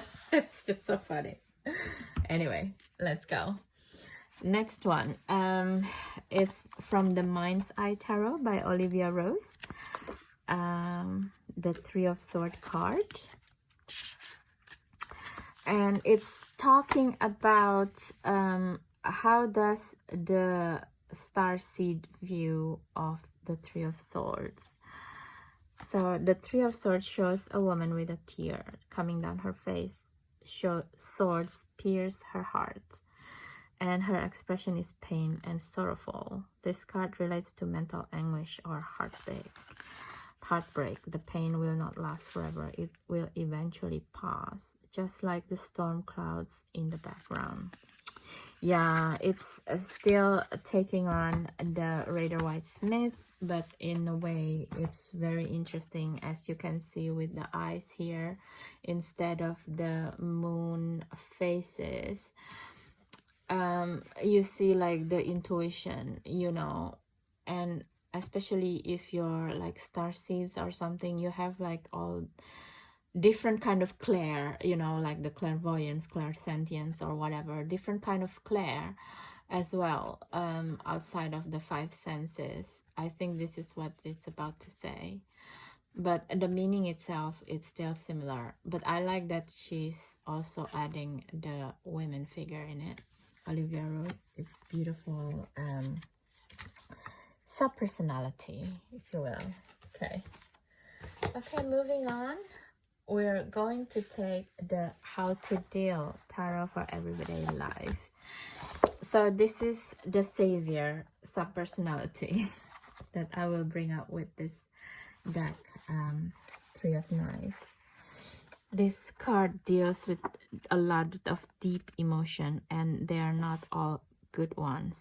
So even from the book itself is already announcing that it's a deep emotions instead of negative emotions. That's why I like this deck. It's a kind of how to deal, you know, tarot for the everyday life. And with this card, as you can see, this is about knowledge, right? With the apple. Apple is a symbol of Venus, of the Aphrodite, of love, and to have it cut little by little is, and with the tear here going on, it's painful to understand, the truth. Basically, it is painful for me to keep reiterating to my husband, for example, in this case, how painful it is for me, and to see him not engaging as the way that he could. I know he could, but he decided not to. It's really painful, and it's really bring a lot of tears within me, not just outside of me as well. But then again, how to deal with it, right? So with this card, it's really like, okay, I understand that this is difficult emotion, but it's not necessarily negative. This is something that you need to know to be able to build your boundary in the future. Yeah, so it's really good deck. And I'm glad that I also got this copy, because it was always said that it's going to come back in, you know, in print, in mass edition, but in the end it's never came. So I'm just glad I got this deck by Marisa de la Peña. Okay, so that's that. Okay, next one. It's a lot, you guys, so be prepared. Taking about the Tarot of Pregnancy, from Tarot of Pregnancy. And what kind of sub-personality is this? For me, the Tarot of Pregnancy is about, okay, every single moment in our life is pregnant for the next moment, right? what is pregnant from this emotional infidelity of my husband, actually. So let's see how it's panned out. So this card is pretty similar from the Three of Swords, naturally, and with the birdies here, it's, for me, it's more of like connecting. It's pregnant to connect with the animal self, especially in the bird realm, which is like pregnant for my ability to let go. Like birds, what does birds do? They fly away when there is no more food, there is no nourishment in the situation, in the marriage, or in the sense for birds. And if the place where they live turns cold, what do? They migrate, they flew away. And I mean, with this card in this deck, it's just really coming home to me as well, that I have a choice to fly away as well. Yeah. So yeah, this is just one of the subpersonality also, you know, a choice point that I could, if I so choose, and I don't want to be in this game anymore, I can choose to leave as well. Sad as it may seem, because this is, after all, my second marriage. It's kind of embarrassing, but yeah, what would you do if your husband don't want to be with you anymore emotionally and prefer to be with someone else? Would you take it in? No, you would fly away, right? That's what normal people do. Okay, next, let's talk about the cards from Mirror Vision. And Mirror Vision from James R. Eads, it's really beautiful, because it's combined two of his deck, the Cosmo Vision and what is it called again? Prisma and Cosmo Vision. Yeah, Prisma Vision has since remained my most popular decks and approaching its 7th edition. So yeah, so what happening in Mirror Vision is basically, it's a lenticular deck that combine the two visions, Prisma and Cosma. And I really love this deck as well, because again, it's coming into the animal body, as you can see, the Three of Birds here, instead of ability to fly off. This is what could happen if I'm staying in the emotionally neglected marriage as well, right? Like my soul spirits physically and emotionally just die, basically, because I couldn't handle to fly away, basically, right? Let's see what does the card meaning. It's a card of sorrow. As the 3 slain doves fall from the sky, the stag is simultaneously impaled. This is not easy scene to swallow. Grief can be crippling. So yeah, this is how I deal with my grief, I guess. I make YouTube videos about my grief. And just keep seeing the sorrow cards. I don't know, maybe I'm insane, but I also want to share my grief with my friends and friendly subscribers. Why not, right? Reverse, the three is about releasing pain. The slain doves float back to the sky. Oh, this is really interesting thoughts. It's like reverse situation. This card shows up reverse when you have already experienced grief but are still holding on. Give yourself permission to let go. Forgiveness can be healing. Yeah, it's easy to say forgiveness can be healing. I really totally don't take that for advice. it's very dangerous to say you can forgive, because then what happens is you start to put the emotional or the emotions towards yourself, which can be towards food, can be towards gambling or something. With forgiveness, folks, be very careful. I never say to my clients in tarot, in ayahuasca, in plant medicine, or in my therapy sessions to forgive the other person. No, I want my clients to experience the emotions, and if it's towards someone, I encourage them to write letters, to send texts. Of course, it's not like in a baby reindeer kind of craziness, a stalking emotion, right? But I just ask them to really express it, even like writing letters and then burn it, not even to send it. But we need to express all of this, especially the things that have done with me. What should I do in this situation, right? So I expressing it by making a revenge video, basically. Next is the Lioness Oracle Tarot. And I bring this because it has a lot of roses in it, and my name has roses element in it.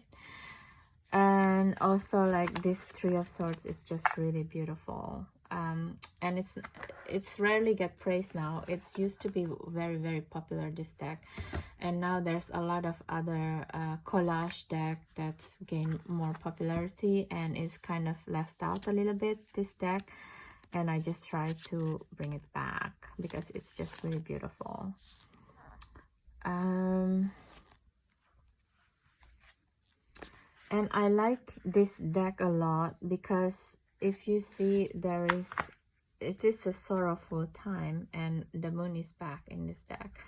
But then again, it's kind of give us the sense of community with like a friend who's taking care of someone who's in a heartbreak. And to me, it's a very, very joyful states in sorrow. For example, I have you, my friends and friendly subscribers, who keep cheering me on, even though the days that I cannot make videos anymore. So that's why I think this, in the sub-personality realm, we need a community who can hold us when we feel this kind of sorrow, right? A community, also a sub-personality. If you're living in a condition or a place where there is no interaction or there is no holding of your emotions, then you will introvert it into yourself. You start to self-blaming, and maybe that's what that girl is doing actually, because she doesn't have a good enough environment in her life. Because so basically what happened with her and my husband, why they get hooked, is because her family dynamic is also similar with my with my husband actually. So the parents doesn't talk anymore for a very long time. So that's why, like, I asked her, you know, when we met, I met her to have a lunch, why your dad is not coming on holidays, you know, why do you need my husband to accompany you for a holiday? And she said, yeah, because my parents never spoke anymore since I was 13. So that's what makes me feel that she's actually probably living in this condition for a very long time. So that's why she's not capable of understanding how hurtful it is to do this to other people, in this case me, right? So in this sense, I feel so lucky to have you, my friends and friendly subscribers, on this. So that's that. Yeah. Okay, that is a lot of decks already. I'm probably going to do 3 more or 4 more, or I have a lot of decks, you guys. It's insane. Gonna take a break. Okay, I took a break and decided to rearrange all of the decks that I'm going to put in. There's just like too many great decks right now that I want to put in, and I feel like it's an injustice to not to include them. Okay, so the first one, so in this stage is like all the sub personalities is from artists. So I have from Monica Kiyosaki, the I Am the Artist Tarot, and then we have the Lubanko Tarot. We have also the Autonomic Tarot from Sophie Hollington. She's a quite prominent artist, British artist. Basically, her illustration is in a lot of the New York Post, and or not the New York Post, but New York Times or something like this. She has a lot of it. Check out her website. She's amazing. But we will have the mother lode of the artist archetype, subpersonality, from this 78 Astral Tarot. Okay, so from the Lubanko Tarot, it's similar with the Bone Stone, I feel, but this is like more like the human heart, and it felt like a heart that has been corrupted for a very long time anyway, and all of a sudden there is a clarity came up into it, right? So I feel that the artist in the Lubanko Tarot, it's more like the goth artist, you know, her images is very visceral, the Emily Lubanko, and I'm so glad I have this deck right now. It's so expensive, it's insane, this deck. So yeah, I'm just really happy that I have it in my collection. Thank you. And by the way, all of these decks already have flip throughs in them, so if you want to check them out, please do. And with the Monica Kiyosaki and with the glass heart, you know, it makes me reminded me of a song by Blondie, Glass of Hearts. It's like, na, na, na, na, na, na, na. That one, and it makes me feel like, oh my god, sometimes when we're kind of stuck because you know, like the childhood again talking, our heart become just like a glass, and every single realization will be like cutting like a knife, right?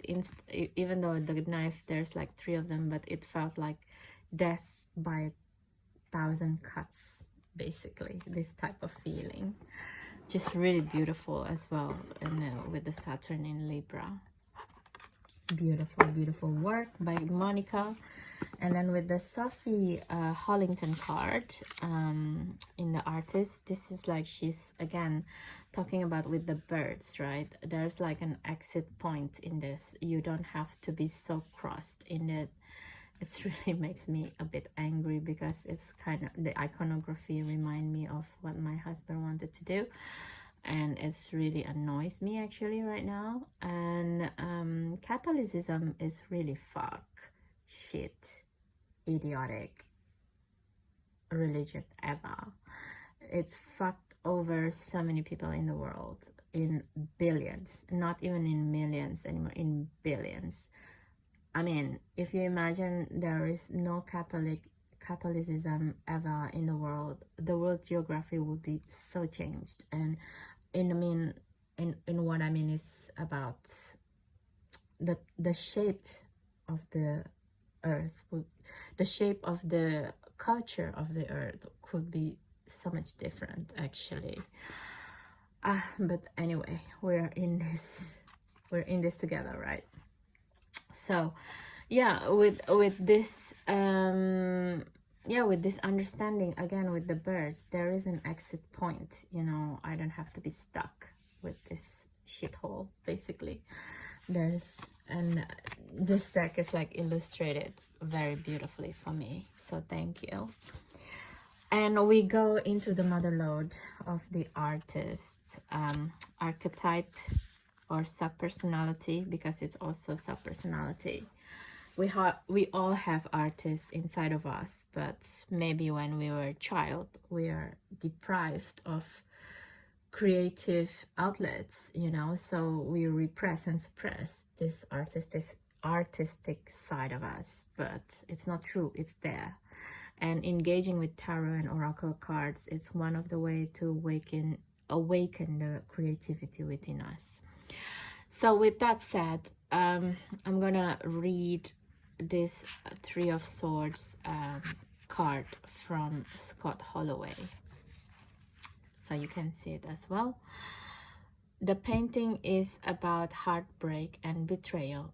It is a self-portrait in a way about betrayal that has occurred in my life.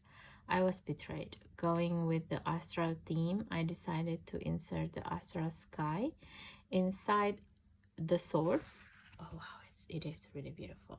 Look, inside the swords, and this is with the moon again. This is the thing that I start to notice. I think if I make video like this, I start to notice the symbolism that before I'm not really aware of. But as you see, like in here, the moon is so prominent. It's like with the waning and the waxes of the moon, we have different understanding also about the situation around us, right? So this is that, and the astral sky is really beautiful. Going with the astral theme, we decided to insert this astral sky inside the swords. That may suggest that the betrayal was destined to happen. The galaxy willed it. The person that betrayed me was also an artist. She painted landscapes and skyscapes. I've inserted 3 different aspects that talk about that. The landscape on the bottom left is of a popular reservoirs that she painted, and we frequented this place. The cliff on the bottom right is of a Sedona, Arizona cliff. It was the place where we got married. I have purposefully left these places without color as they are now dead to me. I hold no love for either of these places anymore. As I said, she also painted skyscapes as well. I've decided to use color in the sky, however, because the sky is always changing or evolving. The locations in the landscape doesn't change though. The landscape has some rain falling down upon it. I want this element to be either seen as good or bad, either harsh weather, or if you observe where it's raining, beneficial as it's raining on the hill that has vegetation. Okay, so that is really again going back to the story of a difficult emotions that the How to Deal Tarot talking about, that this is not positive or negative emotions, especially in tarot. There is no positive or negative, actually. Everything have there. If there is no shadow, there is no light, right? But this is like, for me, it's the mother lode of the artist archetype, how he expresses himself in this Three of Swords as an artist sub-personality is, you know, muy bien. It's really yummy and juicy for me, and it's I'm gonna take this particular Three of Swords as my guidance on how to do revenge. You know, it's not that revenge in a terms like, oh, I'm gonna kill you or something, but how to eventually make the other party sees that, okay, you can do all of this bullshit, horrible stuff to me. I'm going to float my way and make my community knows what you did, and I'm going to be okay. And I'm going to produce beautiful artwork out of that. That's what I'm going to take on from this. Beautiful. And now the last one, I'm going to take also, of course, from the famous Baba Studio, Baba Rock Studio, how they come up with their Three of Swords cards, which is really different from the Rider-Waite-Smith. Let's see. So from the Fantastic Menagerie Tarot, the scenery is very endearing because there's this guy who caught up the lover, his lover, making out with other lover of hers, and it is quite a disturbing point of view, basically, right? This is what most of the time people who come for tarot reading has been afraid of to see. That's why probably they do it this way, in more like a graphic way. But I like it that this is exactly what a lot of clients needs to see, basically, what is happening in their connection or relationship. To me, it's really beautiful. And yeah, Baba Studio as an artist, again, in this sense, they are different level altogether. That's all what I have to say.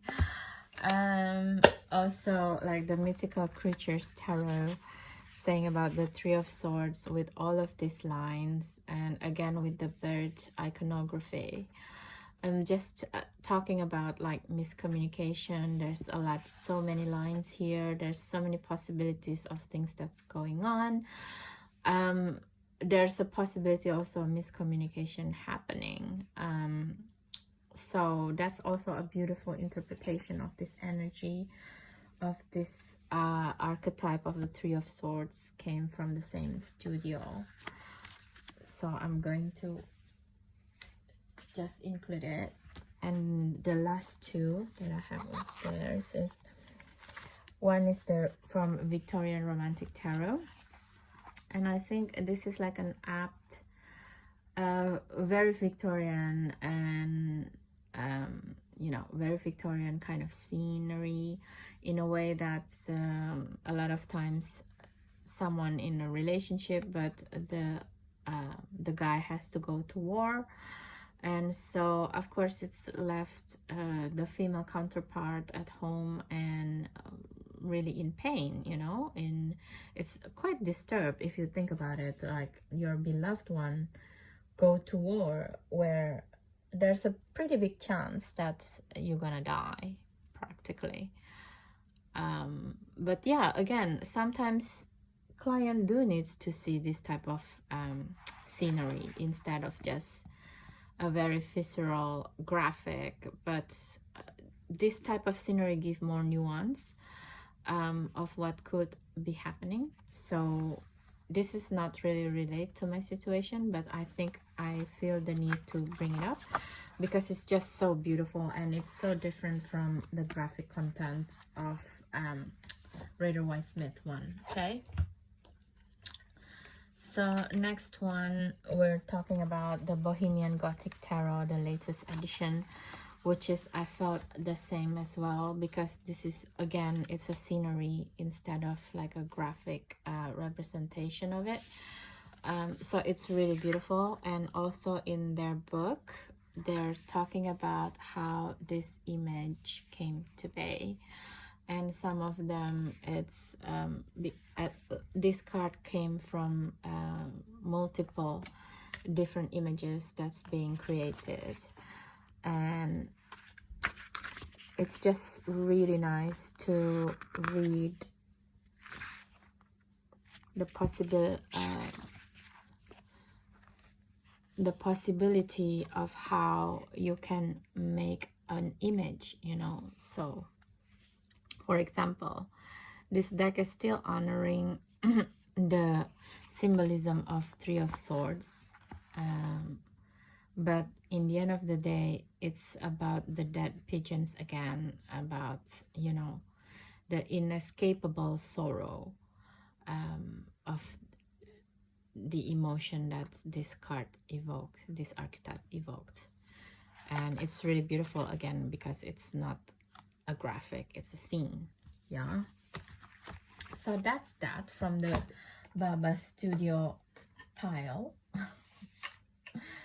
from Baba Studio piles. And the last one is the archetype of not the archetype, but the subpersonality of the alchemist and the witches. And also another artist that I forgot is the, before we go here, is the Three of Swords as portal. And I really like this portal deck as well, because it's seeing all the archetypes in the deck as a gateway into a new possible scenarios. So most of the time I take it as an oracle card instead of reading it with the whole deck, because it can be quite confusing which go you're going, basically, right? It's like a book with a multiple endings kind of thing. It's confusing. So yeah, but it's like the Three of Swords as the flower, as the rose, and like you can take off as many petals, you know, to keep rewriting the story. You're not your sorrow, you're more than your sorrow. That's what the petal goes down means. So it's really beautiful as well, the portal tarot deck. And it's also a limited edition. She's only printed out 1000 decks or something, so it's a beautiful deck. Okay, so now I'm going to a subpersonality of alchemy, alchemical guidance, the alchemist, basically. So we're going into a very different energy than the Rider-Waite-Smith tarot, for example. It's yeah, it's Saturn in of sparkling air, it says. So we're seeing also here, where is the methodology, where is the energy coming to and from, and also the explanation in here. I bring sparkling air of the Saturn temple, inner alchemy of the Three of Swords. So this is inside of you, right? Your feeling. I come that you keep faith and honesty when sorrows are remembered or experience anew, receiving fresh understanding. So it is like that, like a lot of sorrow that we feel inside of us, it's based on memory as well, right? When something happening to us, like my husband emotional infidelity, it's really remind me of how another subpersonality of mine, which is the abandoned child, came out to the foreground straight away, and that's give me the sense of abandonment straight away, like no other, you know. It's gave my body fever, and I felt so weak and I cannot sleep, these things. But as it says, it's the inner alchemy, right? It's to remind us this is not it, this is something else. We're not abandoned child anymore. So with the alchemist deck, it's a really beautiful way also to remind us, like, this experience, it is remind us with our memory, but it's not that, you know. So it's a beautiful, beautiful deck. And also I'm also using it as an oracle deck instead of tarot, because all of the deck looks like this. Otherwise it's really confusing also, right? What kind of energy are you connecting to? But as the deck itself, it's really beautiful, beautiful energy deck. This one, it's from Watkins Publishing. Oh my god, so beautiful. And they remake this deck with, I don't know if it's true or not, I just prefer to believe it. They said that they repainted this deck using dew water that they harvest them themselves, so that's why it took forever to recreate this deck. And yeah, I'm a sucker, you know. I just gonna believe it. Anyway, so the last one is the subpersonality of a witches, from the witch. So what does the witch have to say about the Three of Air? So the Three of Air is rising up. And I have to say, it's a totally different kind of archetypal energy from the Rider-Waite-Smith, because this deck has its own system. It's starting from the it's starting differently than from the Rider-Waite-Smith, basically. So it says that the three herons rise up from dark and troubled waters, up through the clouds swirling about them. They are undisturbed by the wild winds on which they soar, their wings more powerful than any turbulence. Their spirits are those of ancient dragons, though through their bodies are covered not by scales but by soft down and fine feathers. Essence, rise above, see from a new perspective, free yourself. So again, this is like the same, right? Like the How to Deal Tarot and other deck, like the Lubanco Tarot had said, and the Pregnancy Tarot as well.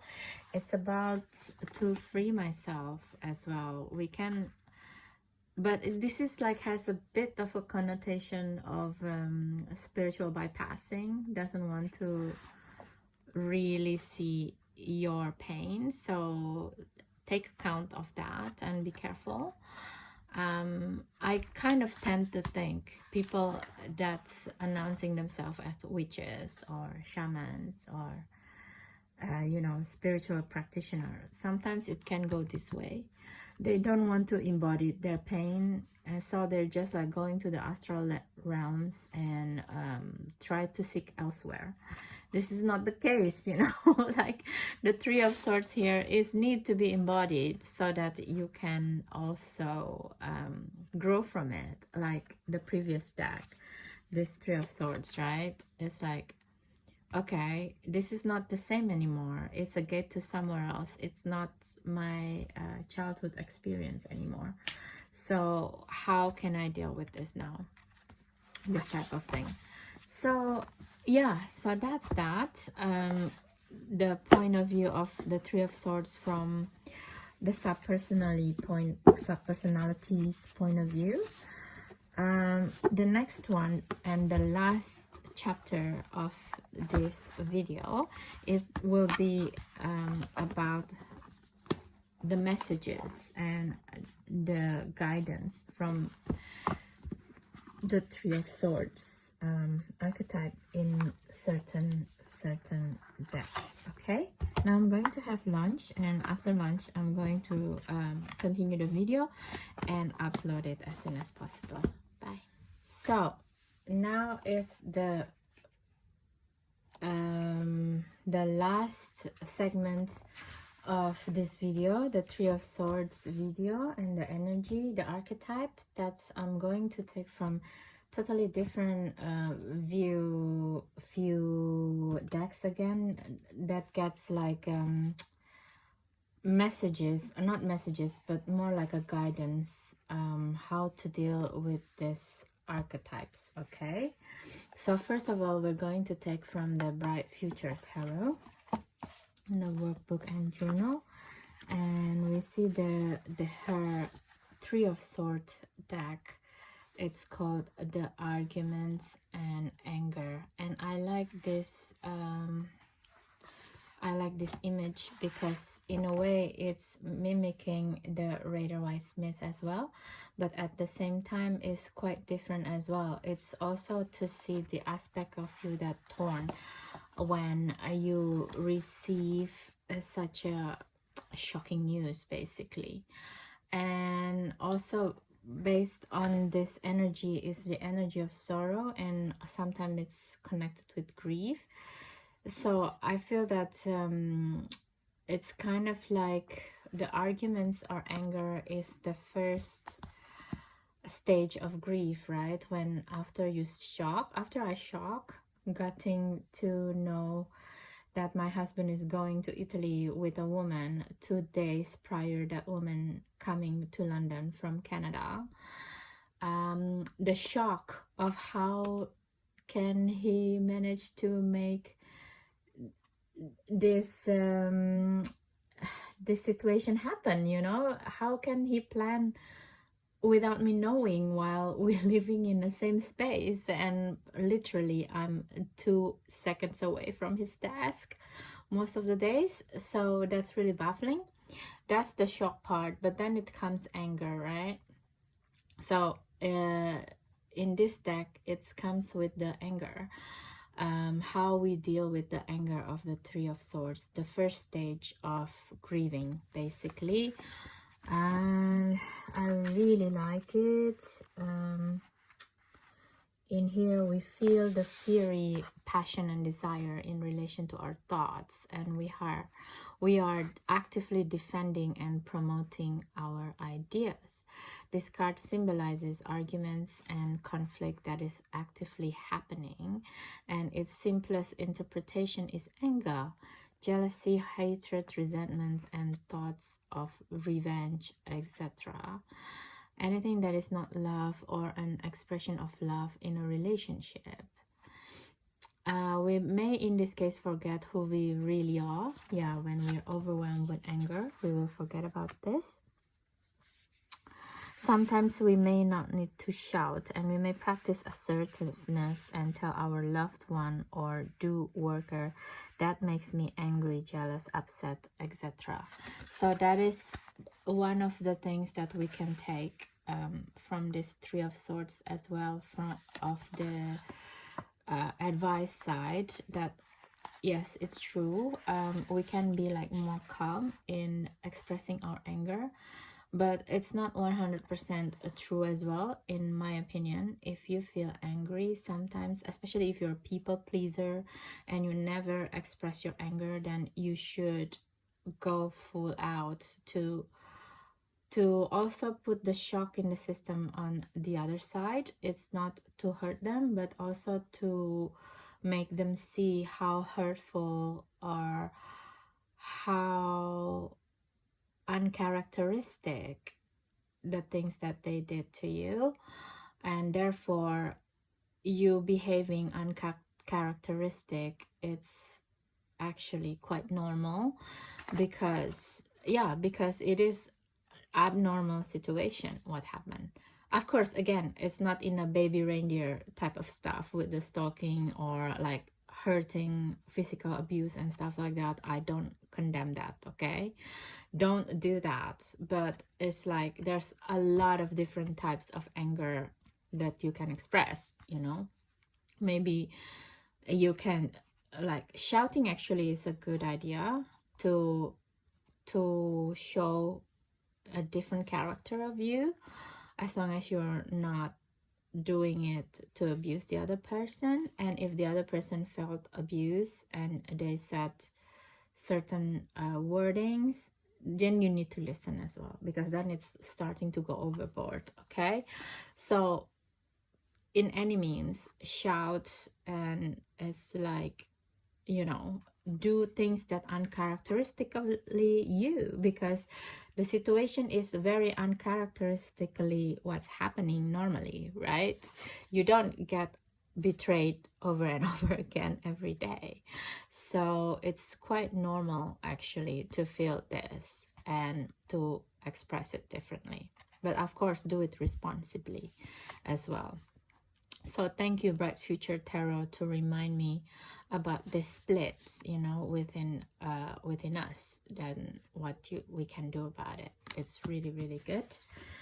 And moving on, there is also the guidance from the New Chapter Tarot by Catherine Briggs. I'm bringing back decks that it seems like being fought out of love by a lot of people, because there's so many new decks coming out to the market all the time.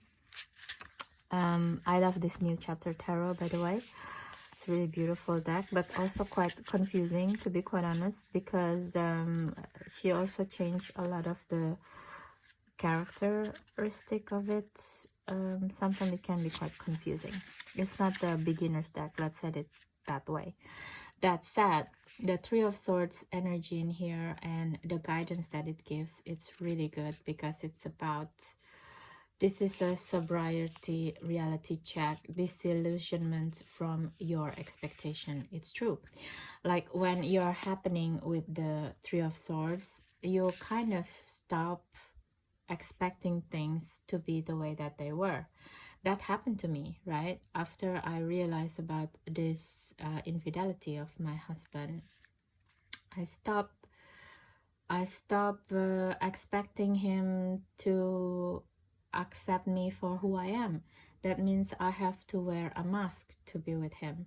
Before, for the last of 9 years, I always express what I feel, even though it's not necessarily something that he wants to hear or he expects me to do. But I always voice my opinion based on what's happening within me, you know, my thought process. But with this, and then like he started blaming me because I do certain things during our 9 years of marriage, even though I'm doing things that outside of marriage normal marriage would do, but I never did it behind his back. I always upfront about it, and apparently he's not okay with it. So that means that I have to hide certain parts of me to be accepted by him, right? So this is the thing with this card. The message is stop expecting the same thing. You know, it's not. So it was an illusion that I was living in. So stop that. Don't expect that. So wear a mask, you know. So I know it's very contraindicative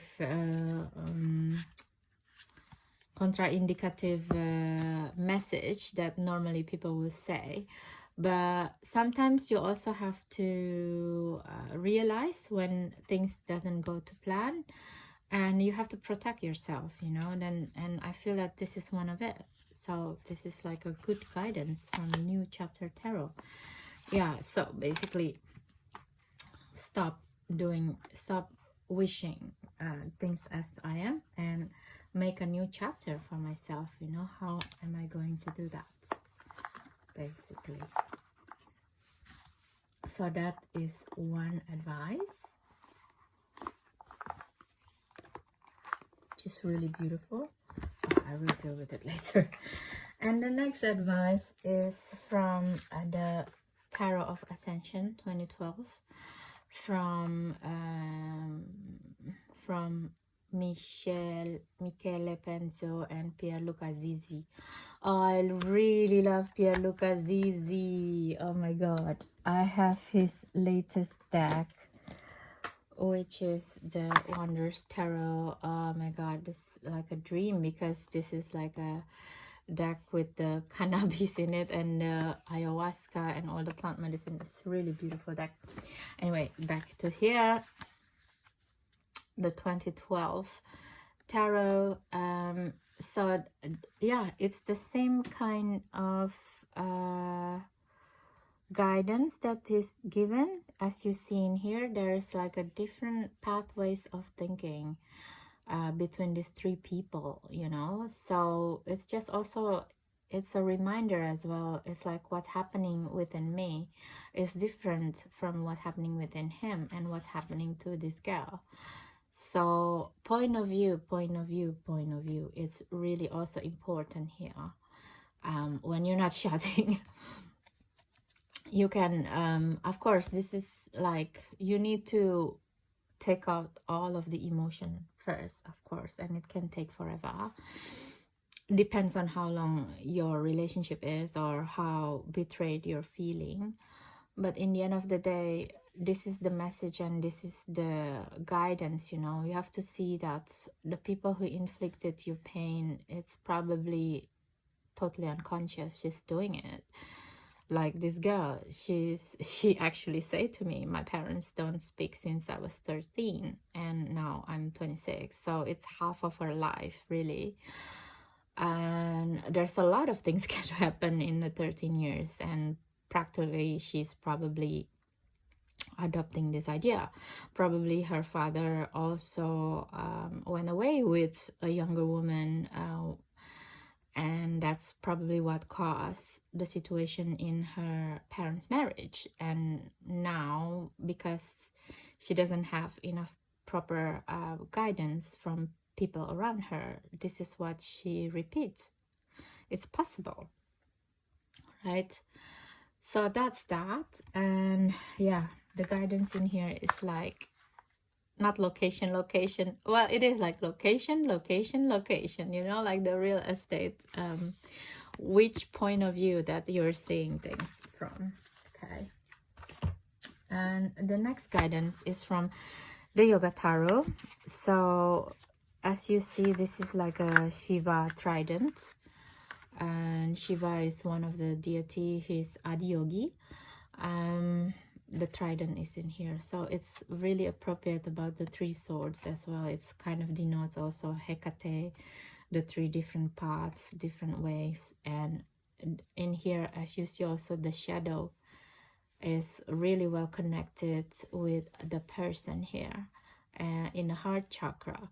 So it's really a good depiction or guidance on where is my heart in this situation. What am I supposed to do, right? Connect back to the heart and chanting Shiva, basically. Om Namah Shivaya. Om Namah Shivaya is basically is like, be thy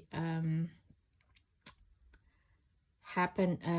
We kind of let go of our attachment, actually, because there's a reason why this 3 of Swords happening in my life right now, and probably one of the reason is so that I can get to make this video. Otherwise I wouldn't connect it with this archetype necessarily, right?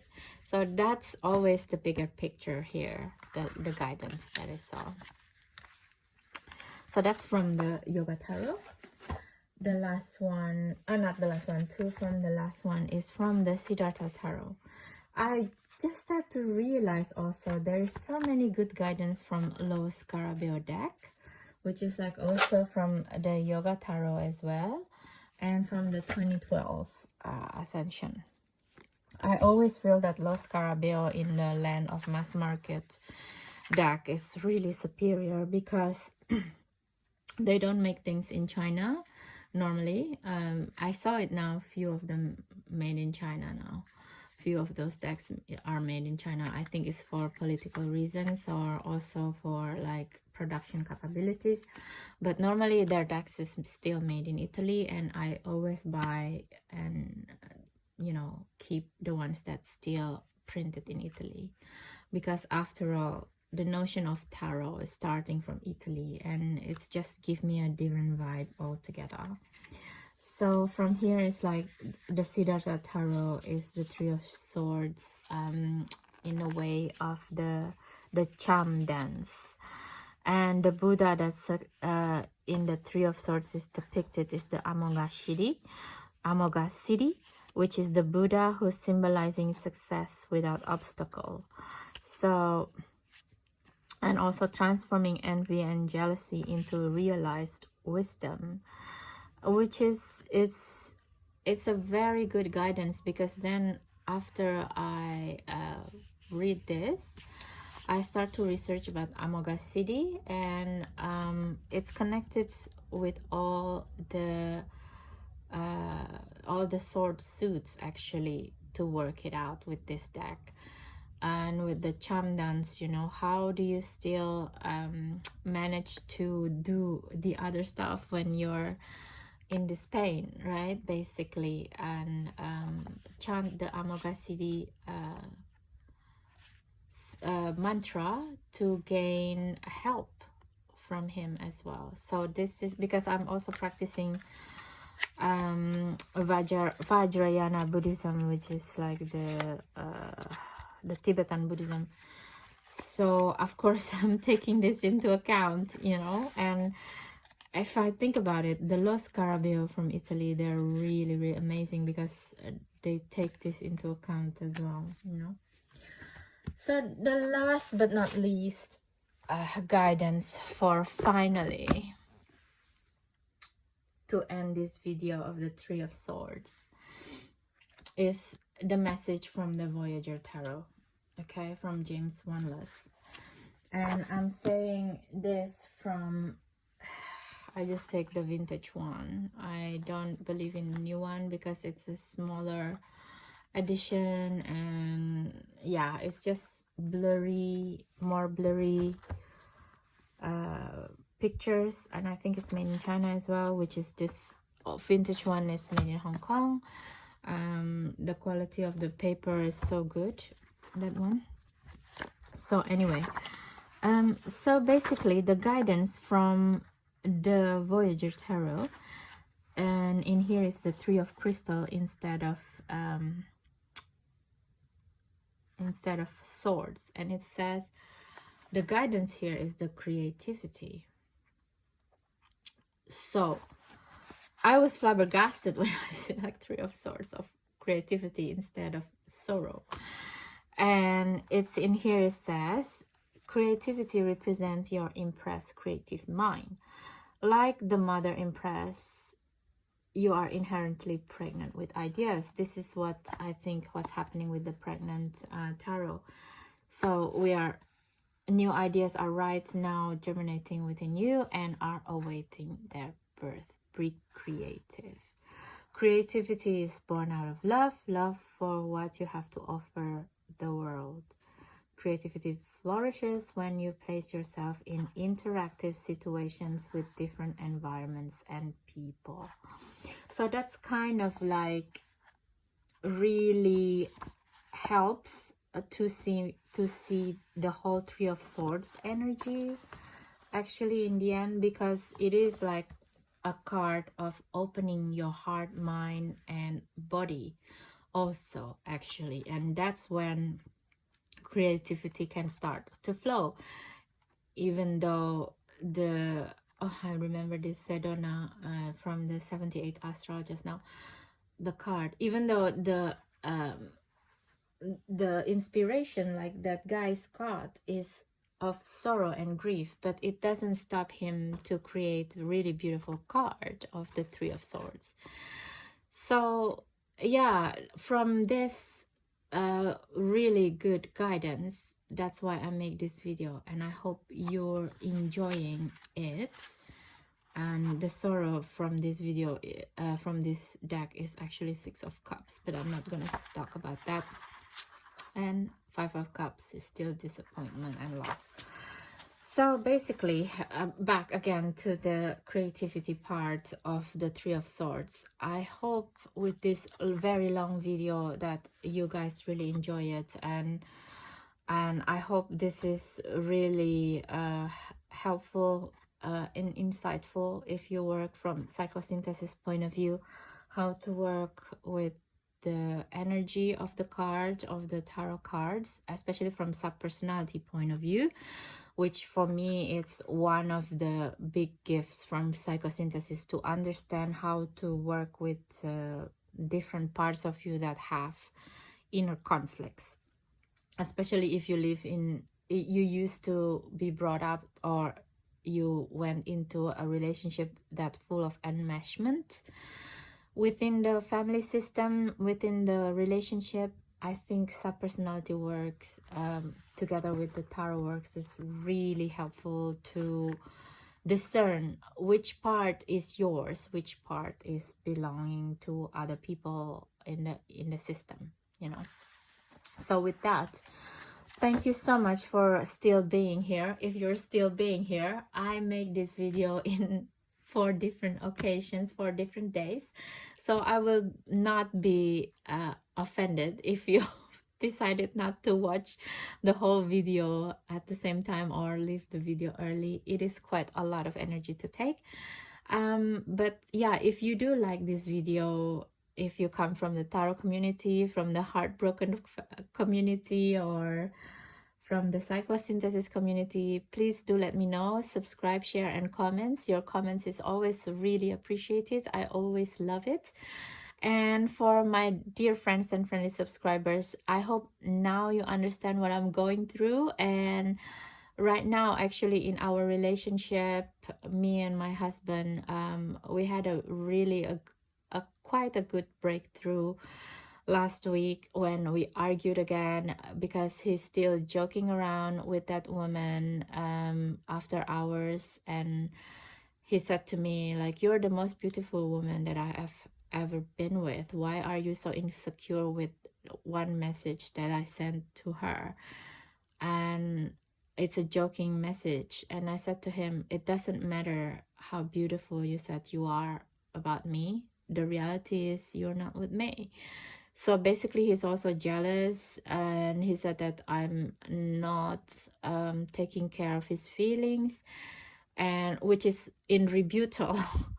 I flip it immediately, like, what about when I want to take care of our relationship? I want us to go to a family constellation system workshop, and it was in January, and you were talking with this woman starting, you were working 12 hours 12 hours a day online, all day every day. You never came back to me, and you said to me that I don't care about this connection, about our relationship. It's really bullshit, really. So from then on he started to change, and my father-in-law came to UK, and we had like a nice weekend together. So that's that where we are right now. But at the same time, I'm not trusting him actually, and I'm actually right now I'm still in the discernment mode, and I'm trying to make as much as possible money and money wise, and also expanding my community. So yeah, I hope with your help in subscribing, commenting, and watching my videos, it will be helpful also for me to rising up in the YouTube system, you know. So thank you so much for your help already, and I hope this video also helpful for your tarot journey and understanding this archetype more and more. Thank you guys, and see you in the next video. Bye bye.